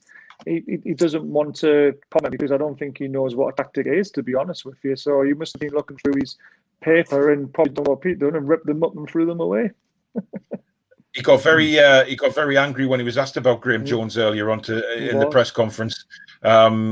You know, which for me tells a story. I really do think that something isn't quite right there with regards to Bruce and Jones. And Peter, my worry is that something happens along the line where Steve Bruce disagrees with something Jones is doing, and it all comes to a head. And because Steve Bruce isn't happy with this in the first place, which he clearly isn't, let's be honest, we can tell by his body language, this could all end up in a big explosion. Oh, it could do, yes. Yeah, but I do have that worry, yeah. But if that happened, that'll be the end of Bruce, wouldn't it? I mean, I'd have to say that, but I mean, if it is the end of Bruce, then I think that means Jones comes in as interim manager, which we all suspect is going to happen. David says, John, I've just spotted Joelinton at Ashington Football Club. I tell you what, he's moving from Ashington to Jarrow and South Shields very, very quickly tonight. Dean Walsh says, is Eddie Howe going to follow? That's a question, John, isn't it? I mean, we spoke about Eddie Howe plenty of times, and there's always going to be a rumor that Eddie Howe is going to come to the club at some point. Do you know what it is? I mean, his name's being mentioned all the time, and I hope that if he's available, I'll get him right away, and then I think he'd do good things for us. I mean, people are going to say, oh, he's took Bournemouth down, but he's taken the club as fast as he could. But if Eddie Howe comes and takes the first challenge on, this could be a perfect club for him if he's going to be our manager all day long. But I think if I'm a better man now, I think he'd probably stay down south because I don't think the stand wants to come north east. And if next season, Roy Hodgson can go. Thomas Frank can move on if they don't get Brentford promoted. Yeah, he can go to either of those clubs because it's closer to his family, But Eddie Howe has come out and said the right things, though, hasn't he? He has said that you can work with what you've got. So to me, that's him interviewing for the job. That's a good start, though. Be very interesting in see what happens in the future with that. Colin says a false number 10 is Joelinton going for a walk. That was brilliant. You guys out there coming out with some absolute belters tonight, without a doubt. Sharky, good evening to you, matey. Sharky is obviously been on the early shows on here, and then he will hopefully get him on next Monday. Do follow Toon Army TV, fantastic channel. Does what's the word I'm looking for? He does live streams. He does previews, match reviews, all sorts. So do check Toon Army TV out as well, because he's on 3,600 subscribers at the minute, so he's doing really well. So get subscribed to that. Joelinton has been spotted at the Mackhams. Apparently, he got turned down. John, you've been sending Joelinton all over the northeast tonight, mate. I mean, the poor lad must be knackered. I mean, Dulwich Hamlet. Yeah, Dulwich Hamlet. That's down your way, isn't it? Down south. Down south, aye. Yeah, I'm not going to read that one out from David. I'll just let you read it. briefly. Oh, Jesus Christ.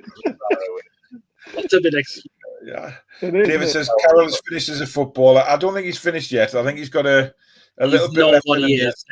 I mean, the injuries have massively caught up with him. That is the issue.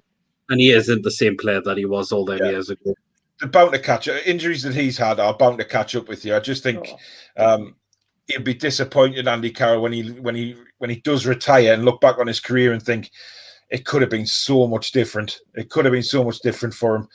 Jake says, somewhere in the world there's a poor fella called Joseph Linton, wondering why he's the most made fun of man in Newcastle. Brilliant. Absolutely superb. Thomas says, I saw Joelinton at the shop buying some beans and washing up liquid. This is just tremendous. QPR beating Watford 2-1. Well, that's a bit of a shock, actually. I think Watford have high hopes this season, and I think Watford there's a problem really when you're playing on a night of the transfer window closing, aren't you? It's I think we had it last year, didn't we, with the Premier League games and the window, which is just bizarre. Yeah. I mean, David says, would you take a risk on Tom Roddick in the summer, Peter? Oh, it's a really tough one.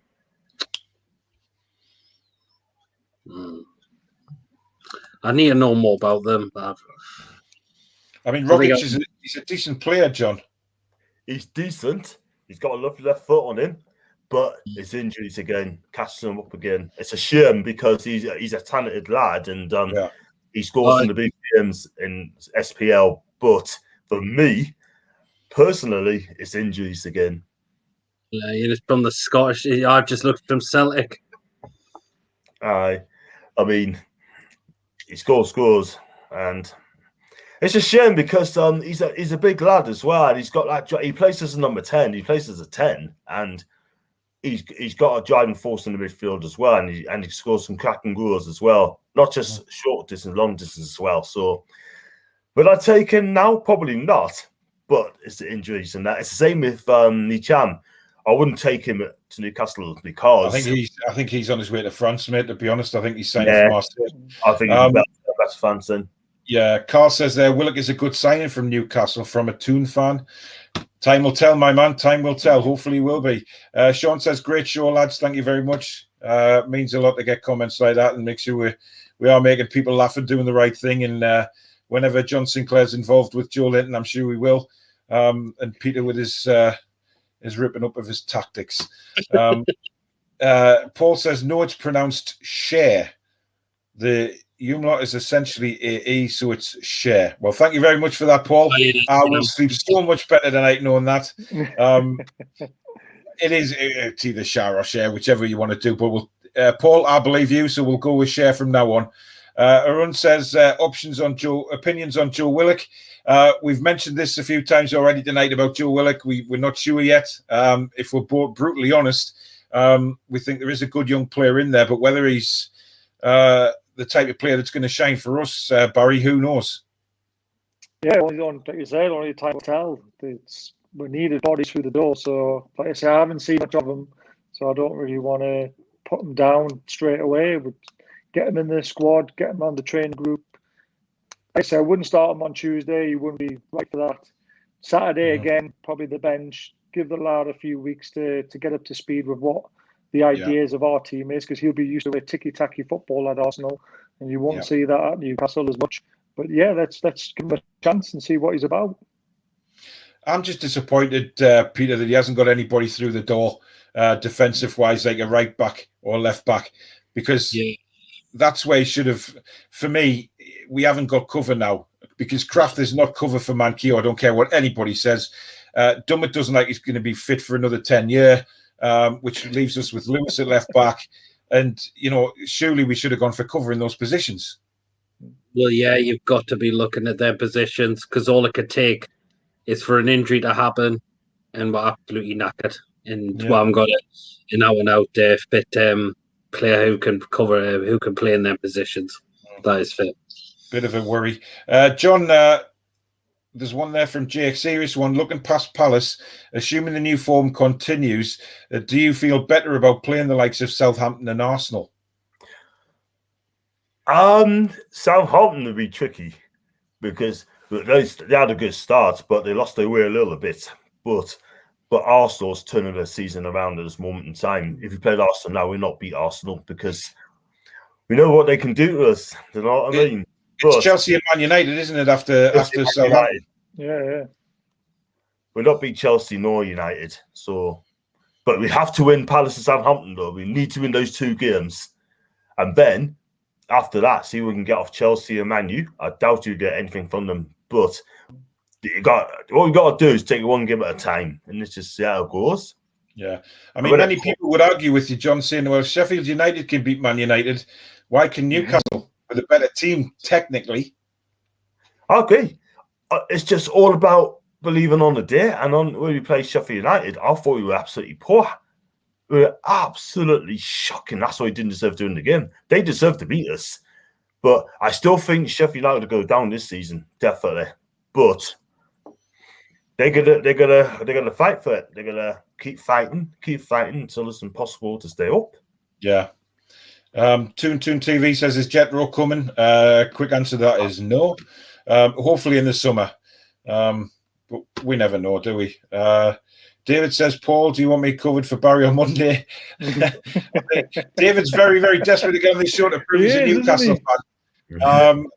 David, David, I will be in touch if Sharky's unavailable, because we kind of promised the gig to Sharky if nobody else could, if Barry was missing due to work commitments. But we'll see what happens. I do a live show on a Thursday, and I'm going to start doing a bit more live shows throughout the week anyway to keep the entertainment up through lockdown and all that kind of stuff. So we'll definitely get you on. Don't worry. Everyone says Newcastle should have gone for Nitcham from Celtic, but he's going to Marseille. Yeah, we've mentioned that. I'm not sure whether he would have been the right fit for Newcastle, to be honest. Sean says, thumbs up for the lads. Great show. Thanks very much, pal. Nice to join us. Jake says, wouldn't put it past Ashley to get Jones in to improve results, then get rid when you're safe if it kicks off between him and Bruce. Mike loves his yes man. Barry, that's an interesting point. Would he get rid of Jones before he got rid of Bruce? Depends on the contracts and the compensation he would have to pay, I suppose. The reason why he hasn't got rid of Bruce yet is because he doesn't want to pay $2 million. He's only had to pay $250,000 for Jones. So surely, if that is what could happen if we are safe, they fall out, it could be him getting the can again, couldn't it? Once this one joined. David says Joelinton's just dropped an Amazon parcel off.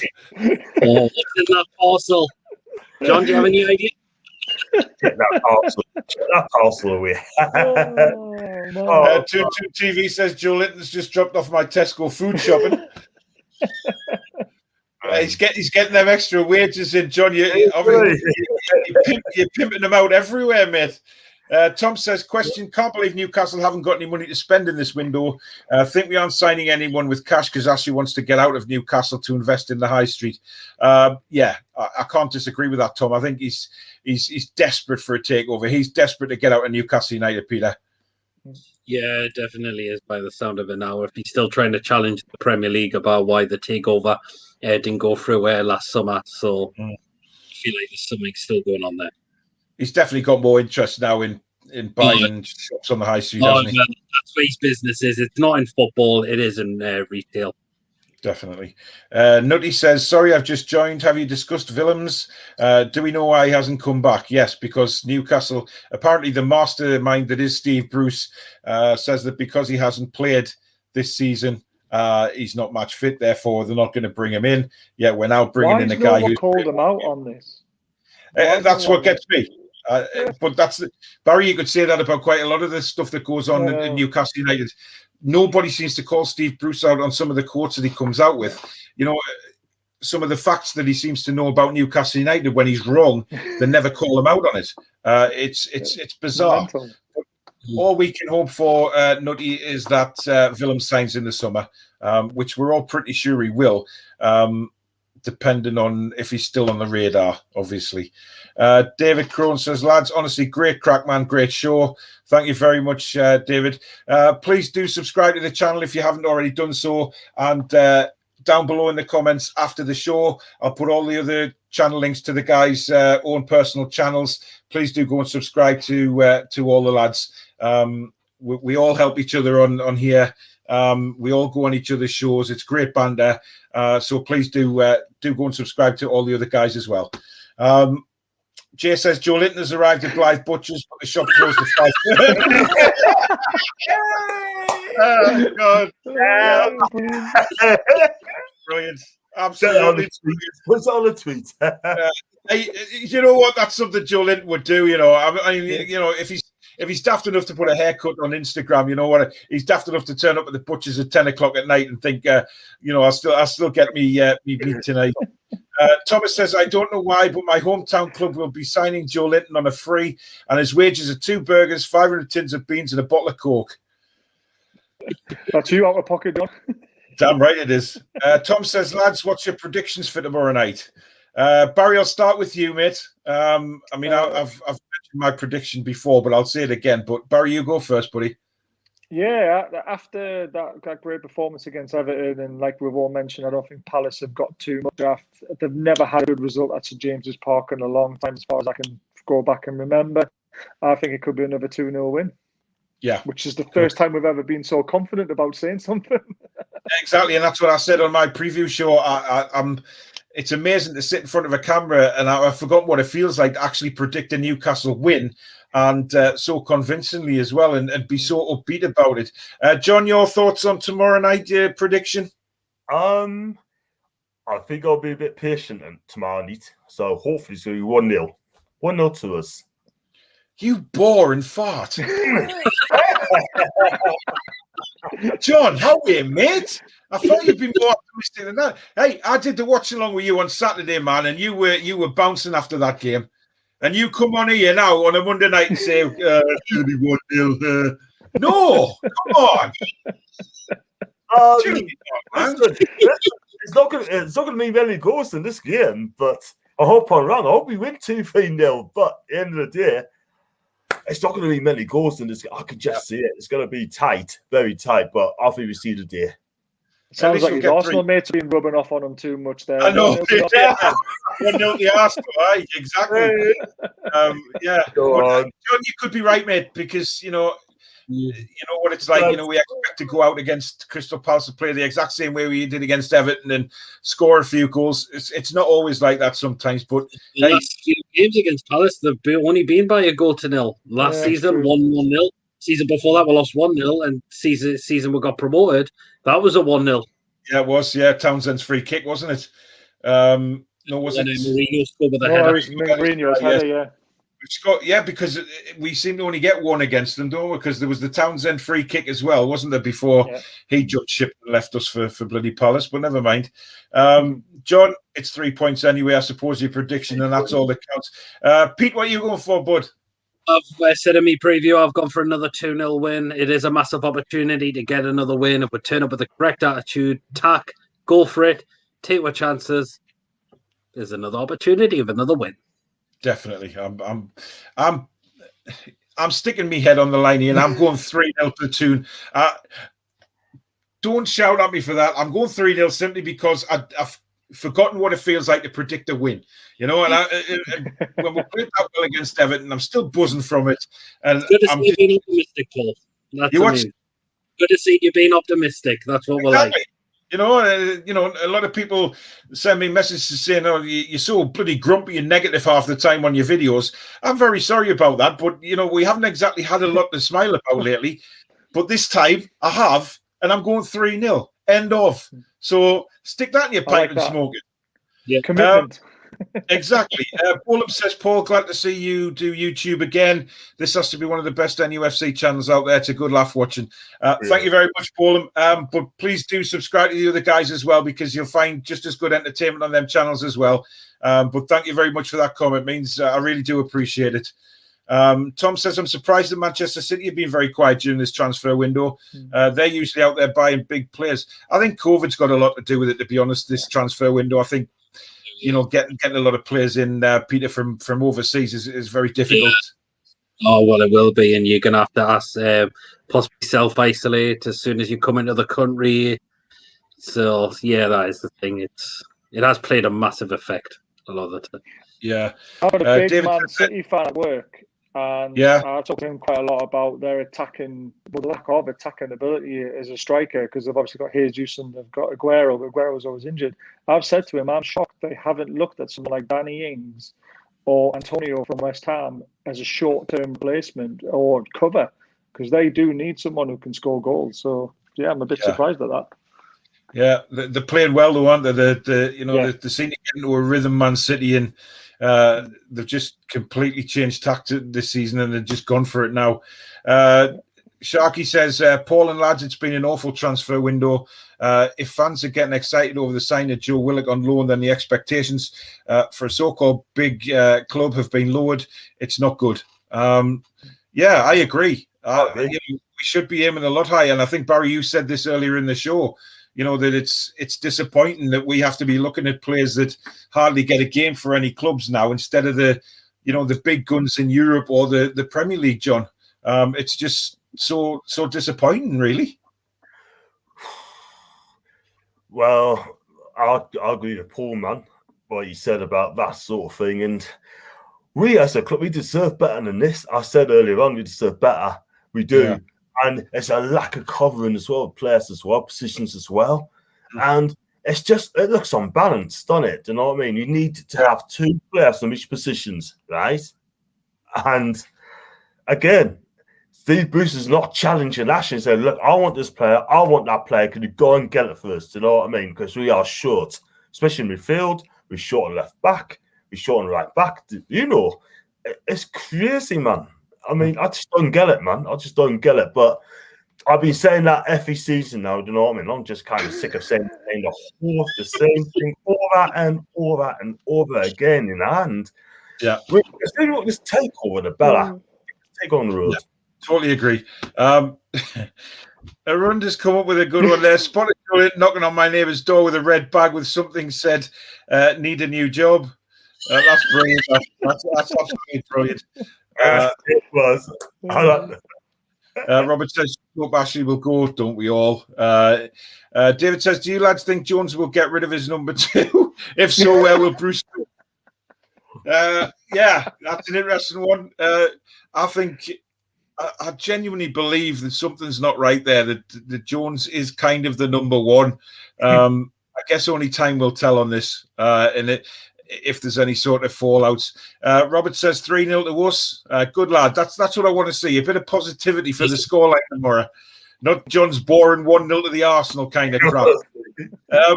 Colin says breaking news. Joelinton given 300 hours community service for crimes against football, so he's unavailable for the Palace game. That would actually surprise me if he got given that. I thought that was actually a true story there, thinking he's been given 300 hours for breaking the COVID curfew. Never mind. Nutty says, I hope Miggy starts tomorrow. At least we lost Joelinton. Good job he went to the barbers and Miggy didn't bother getting his eyebrows done. I've noticed that about Miggy. I don't know what anybody else has. He tends to look after his eyebrows. But Miggy's been outstanding, Peter, last few games, hasn't he? He's been absolutely... His work rate's phenomenal. As I said, you play him up in the middle, not out on the wings. He does his job then. But it's defensive stuff as well, Pete, isn't it? I mean, at Everton, it was just magnificent. Getting back into his own box, making tackles and everything. Absolutely. That's what we love about this kid. Yeah. Jake says, tomorrow all hinges again on keeping up this new mentality. If that happens, I reckon 3-1. That said, Palace are just one of those teams who can get an unlikely result, so hard to predict. That's the thing about Palace, Barry. Their form seems to change from week to week. 1 week they seem to be brilliant, and then next minute they'll get, for example, thumped 7-0 from Liverpool. Yeah, but one thing I will say about Palace, their unlikely results do come against the bigger teams rather than the best teams. So we should be all right on Tuesday night. And I don't think they've got enough to beat us. I don't think they'll have, on a cold night, they'll have the commitment that we'll have. Just a quick one for you, that Uzun Kabak that we were looking at. He's gone to Liverpool. He has signed for Liverpool. There's a shock. Yeah, exactly. I don't think we were ever in the race to bring him to Newcastle today at all. Tom says, question for John. What was your favourite children's programme when you were younger? Ooh. There's too many to mention there, do you know what I mean? Too many to mention. Scooby-Doo and... Listen, I wasn't to like younger programs at those days. I like Saturday Superstore was great. That was a program, and you got you got quite a few shows as well. Oh man, too many. Thomas the Tank Thundercats, come on. Tom and Jerry and all that. Yes, they were good those days, man. Yeah. Quite a few. Certainly were. I remember Saturday morning telly. David says, I've got the strange thing called positivity after the Everton game. I'm going 2-1 to the Toon, Jones's Army. When was the last time that we actually saw so many people predicting Newcastle win? It's absolutely crazy. Thomas says, lads, Joelinton will be moving next door to me. Okay. Tom says, brilliant show tonight, lads. Thank you very much. We've got about 15 minutes left of the show, so get your comments in. Arun says, Newcastle could have done with Mustafi in a short-term loan. No, he's off road. Nah. I wouldn't take There's a reason why anyway. Rid of them. The likes of DT, Troops, they're probably happy jumping for joy that he's gone, because I've seen him play out on that pitch as well. And he can be an absolute liability on that pitch. Yeah. Mistakes, sliding into tackles he doesn't need to do, and it's just calamity basic stuff I've seen Mustafi do. Do you know what? Mustafi was an absolute brick wall when he played for Valencia. I don't know what the hell's happened to him, but he's a different player when he's been in England. But he is the guy himself, Richard from the Arsenal Positive channel. Look after Willock, lads. Richard, I did send you an email on Twitter. I don't know whether you got it. Just asking how you think he'll do for Newcastle, what kind of player he is, and what we can expect to see from him. So if you pop another comment on here, or I'll try and get to it before the end of the show. Jake says, one more. Joelinton spotted the end of his street he set off last week. Jesus, honestly, unbelievable. Tom says, sacked earlier. Whoever had the job, do you think there would have been some money available to buy players in the window? Probably not. I think that's why he's held on to Steve Bruce, to be honest, because he never, ever wanted to put any money into this transfer window. So that's just what we have to accept. David says 4-0 to the Toon. Hey, you never know. Come on, let's keep the positivity going here, Barry. You know, it's only John being down on the scoreline, you know what I mean? But never mind. Well, Thomas says 2-1 Newcastle. David says Newcastle 5-1. David, my God, 1 minute you go from a Mackham to a truly crazy Newcastle fan. That takes some work. Well, that was a story in Sunderland, wasn't it? Yeah. Ginger says very disappointed with the window. The Longstaff should have gone on loan, and Richie should have left. Peter, your thoughts on that? Thing is, I can understand possibly Sean and Maddie going out on loan to give them some more game time. Well, Sean Morsey in particularly. Richie, thing is, I do like Richie. I think he likes to give 10% on the pitch. I think he's a grafter. That's what I like about Richie. Yeah, he is. I know you're a big fan of him, Peter, and I think you'll be sad to see the day when he does actually leave. John, the Longstaffs, I mean, should they have gone out on loan?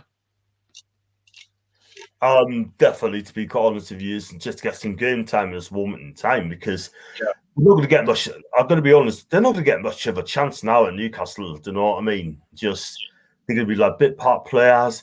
They got Hayden, Shelby, and Hendricks in the midfield by the looks of it now. And the Longstaffs going to have to work themselves away. But listen, I feel for Matty because he wanted to stay at the club, and now he's being messed about again. And Sean Longstaff, well, he has had a good season at all whatsoever. He's been making mistakes, giving the ball away, and he had a bust up with Bruce as well. So doesn't look good, doesn't it? That's true. I mean, this bust up seems to be picking up a lot of pace. Tom says Newcastle will win 3-1 with Wilson, Almiron, Hendrick, Tom, Hendrick. Hendricks is a gin and a guitarist. Let's not forget that. Ginger says Willock is a central attacking midfielder. Okay. Richard says Willock is decent, lads. He needs game time. He's good at breaking the lines and can score goals. A bit lightweight, but he'll do well for you guys. Well, that's a bit positive news anyway. I mean, obviously, positive. If he can score goals for us, Barry, that'll come in handy as well. And I think, obviously, with being a young kid, he can certainly, get built up over time. Yeah, definitely. There was a comment very early on in the show, someone saying who was our last box-to-box midfielder. And for me, that was Kabay, and we've been missing someone like that. But also, is he going to be a Rob Lee type player? Remember what he was like? He used to break the lines, he used to get onto the end of flicks. So if Willock is that type of player, he'll be very welcome. The only thing is, though, he's not going to knock Midgie out for me. So he will be having a... Yeah, Sissoko was a good box-to-box man as well in his early days for us. Picking the ball up, driving at defenders, which is really what we want to see. Callum says 3-1 to Newcastle. I don't think I've ever seen so many people come on live comments and put a win for Newcastle. I'm finding this all a bit bizarre. The Geordie View, I believe that's Lawrence, isn't it? The Geordie View. I believe Lawrence, do go and subscribe to his channel as well. He's just started back off on YouTube as well. Good lad is Lawrence. So please go and subscribe to the Geordie View. And he's put some good content out there as well. He predicts 2-1 to Newcastle. Jay says Palace slightly favourites tomorrow with the bookies. Well, the bookies are in, I would have thought. But they did beat Wolves on Saturday, didn't they? They beat Wolves 1-0. So, that's just the way the bookies work. 2-1 to the Toon, says Valerie. This is bizarre. Jake says, hopefully you'll give Palace a hide in the tight time you battered somebody. That's what we really need, Peter, isn't it? We need to go out and absolutely batter somebody. Yes, it's cool. Just go for it from the off attack. You've got the chance of going away with another victory like we did against Everton. Just none more this sitting back, defend. Because, my God, it was just so depressing. Hopefully now we've gone away from that. Yeah, it'd be very nice to anyway. Lawrence says, the Jolly View, wouldn't have loaned out Matty, maybe Sean. Again, I mean, Matty...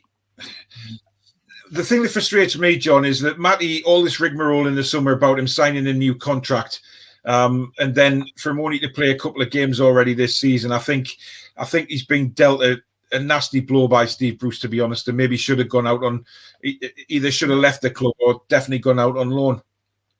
Like I said earlier, in the show, that Udinese wanted him as well on a 5-year deal. And if he went to Udinese, I think he would have done well. He would have learned from better players.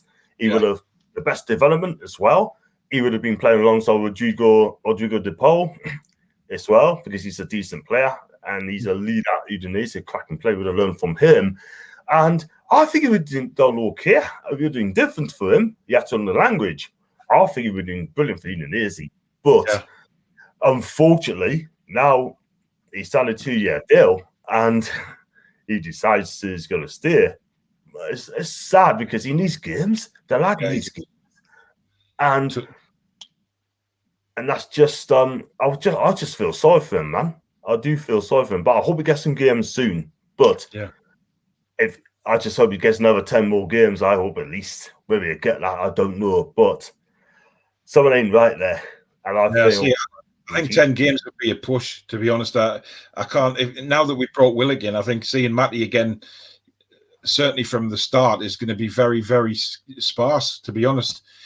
Peter, one there for you from Ginger. I don't think the Longstaffs are good enough for this league. They need to go get proper football to toughen them up, because they're just there because they're Geordies. The thing is, I would say that they're poor, like very poor. I mean, anyone could have a probably off season, and it has happened with Sean. But a loan move would do at least one of them good. I think you would look more towards Sean because of the way he's performed. Matty, I think he's done well. It's just Sean needs that confidence back to get him back to what he has been, particularly when he was playing under Rafa. Yeah, I agree. I think Sean definitely needs to go out and get first team football and try and regain some of that form that he had a couple of years ago. David says, breaking news, Willock signed 18-month. Yeah, I said at the start that I thought it was going to be an 18-month. That's what the reports had been. I think that's good for us because, like we were saying, he's not just coming for 6 months and then sodding back off to Arsenal. He's got a decent time with us where he can, get affiliated with the club, get a feeling for the place, and have Newcastle in his heart, really, because that's what we need. We need players that have the club in their hearts and want to do well for us, rather than just coming up here for a short-term loan and then buggering back off, not bothered about where the club ends up. Ginger said, I would have loved Chowdhury having two midfielders who can break up play and run forward. Something's gone wrong, Barry, with that deal, hasn't it? Because it looked for all the world that Chowdhury was coming in and then it just died off. Yeah, even Bruce said on Twitter, I've seen a video Bruce on Twitter when he was being asked about Chowdhury. He even said that he wasn't going to drop any names, and then suddenly the reporter says, I hear Chowdhury's a name. Like, yeah, he's one we'd really like. So God knows what's gone wrong. Again, it's too late now, isn't it, to be doing any deals? I think we're stuck with a one. So I'll just bring one thing up. Last week we were talking about how Newcastle were on free-for-all, and we're looking at the league table, looking behind us. Have you seen the state Wolves are in at the moment? They're on a massive got Arsenal next, they've got Leicester next, and they've got Southampton next as well. Now, for me, we all talked about teams that drop into it, and no one even looked at Wolves. And I didn't until a couple of days ago. I looked at the table, and I saw the results. I think they're going to be in a relegation fight, and we might just be the one that goes out of it. Yeah. Totally agree, Barry. I've been very surprised at their decline this season. About 5 minutes left, so we'll rattle through some more of your comments before we end. Carl says, awesome podcast, guys, from a Newcastle United fan. Thanks, mate. Appreciate that. David says, do you lads think Jones will go with the same lineup? Obviously, Clark for Lascelles. Yes, I think we've pretty much all agreed on that, really, that nothing really needs to change. If obviously Clark's going to come in for Lascelles, rumour has it that Fraser's picked up an illness. So we may see Fraser out, but obviously Murphy could step in or ASM. It depends how he wants to go. Even young Anderson, I think, was mentioned before. So we do have options there, which is a good thing. Harrison says we need better central midfielders. Yeah, sort of, but I think we've got enough there and then build on in the summer. I think that's going to be a big summer for us, providing that we stay up. Which is a big if at the minute until we see how this new form takes off. Nutty says, great show, lads. Got to take off early as I coach the Grimsby Town under-13s and heard we've got a new kid joining tomorrow called Joelinton. Excited to see what he can bring to the team. Is that all you can do for Joelinton, John? Grimsby under-13s? Really? Good. Though. Good for fishes. Fish and chips. That's very true. John, you've mentioned fish and chip shops about 9 times on the show tonight and about 15 times last week. I think you need to get yourself up here again and get yourself a proper bag of fish and chips just to quench that thirst for them, mate. Tom Dixon says Newcastle need to keep Zaha and Batshuayi quiet tomorrow. Agreed, but I don't think they're anything special, Palace. I really don't. Mark says 2-0 to Newcastle. Robert says, just hope we stay up. What do you think, lads? Peter, are we staying up this season? I hope we do. I think yes. I'm going to go yes, we will. John? Yes, but only just. Right, well, just before I move on to Barry there, Jake says, great stuff tonight, lads. John, before you go, can you get Joelinton over to fix me washing machine? No. Honestly. Brilliant. I love it, man. Barry, do you think we're staying up this season? Touch and go, but I think we will. Another good one on Twitter here. Apparently someone tweeted Joe, Jetro Williams, are you coming to the Toon? And he's just put nope. He actually replied to a fan, which is great, but he's just put nope. Yeah, that doesn't sound too good, does it? David said, I would love to have my own channel. I don't know how to go about doing it, Paul. Can anyone help me, please? All you need to do is send a message to any of the YouTubers and they'll get back with you with any help you need. I mean, we all help each other. I've had help from people years ago when I started up originally before I closed it down and came back again. There's loads of people out there to help. All you need to do is just send a message and, we're all good lads. We're all good people on YouTube. There's also the lasses, you've got Kendall You've got Sav, you've got Samantha, who all go on Steve Ray's show at 6:30 on a Monday night or 7:30, whatever it is, on Ladies' Night. Take a check on them, message them. Everybody's there to help. So don't be afraid to message anybody asking. Tom says Joe Willock still not announced yet. Keith Downey says it will go right down to the wire. Possibly could. Well, I think it's the paperwork side of things, isn't it? I think the deal is done. It's just getting the paperwork through quick enough and the medical done, isn't it? It's always down to the wire with Newcastle, though. That's the thing. It's frustrating. Arun says Joe Willock is still making his way for a medical, apparently, according to Keith Downey. He took too much time. I thought he'd had his medical in London this afternoon. I thought that was already done. But again, this is what I mean. Different reports coming out. It's Ginger says problem with Sean is 6 months of good form doesn't make us 2 years of bad form look good. I love my club since 91, but the standards need to be risen for us to push forward. Completely agree. Richard says an 18-month loan is unusual. I don't think Willock will come back to us. Hopefully you sign him permanently. I think that's going to be the long-term aim. I think that's why we've brought him in. I think we've got a good deal there if he turns out to be a decent player, Peter. Yeah, absolutely. Absolutely. I totally agree with that. Jay says 3-0 Newcastle, 35-1-5 on that tomorrow. There you go. I've said 3-0 as well, Jay. So if you win on that bet, you owe me a pint when COVID's over. Ginger says, really, I just saw Sky Sports. They ain't got a clue if we will sign him. Late paperwork. They think if it goes through, Bruce had 2 targets. Well done, Bruce. Most managers have 5 or 6, so they get a signing. Well, we had 6 targets. We just never got anywhere near them, did we? Yeah. Apparently, one of his top target was bloody Lingard, and I'll never understand that in a million years. Absolutely crazy. Anyway, we've come to the end of tonight's show on the Four Horsemen. I'd just like to thank everybody for contributing to the show with your live comments. Some of them about Joelinton have been absolutely fantastic. Give us a real laugh. Peter, Barry, John, it's been a pleasure again. Very much as always. If you're watching the rerun, please put your comments down below. I'll reply to them all. If you are new to the channel, please do subscribe. And also, I'll put the links to all the guys' channels down in the description. And please do subscribe to them as well. Brilliant channels. Great crack on there. John, am I joining you tomorrow for your live show? Or yeah. For the watch along again, yeah. Catch me on there. Just head to John Sinclair's YouTube channel for his watch along. And obviously, Peter, you'll be doing your quick thoughts and then your player ratings. And then Barry, are you now you've got your YouTube up and running? Is there a review coming from you? Yeah, definitely. I'm up to work till Friday, so I can actually do a review very quickly after a game this time, rather than leaving it a couple of days. That's all I'll be doing on my channel is reviews. I just want to test the water and see what this is all about. And that, like I say, people like me. Please tune in on a Monday night when I'm here, because this is my home. Yeah, definitely. Obviously, Barry, you'll be away next Monday night working, but like I say, we're bringing a replacement for Barry for a week. But Pete and John will definitely be back. Peter, I'll speak to you later about Thursday night show and hopefully get you on there to help me co-host it, because if Archer's coming on, I need some help. Great band. Yeah, but we'll get him on as a guest for a little while anyway. Well, thanks very much, everybody, for joining.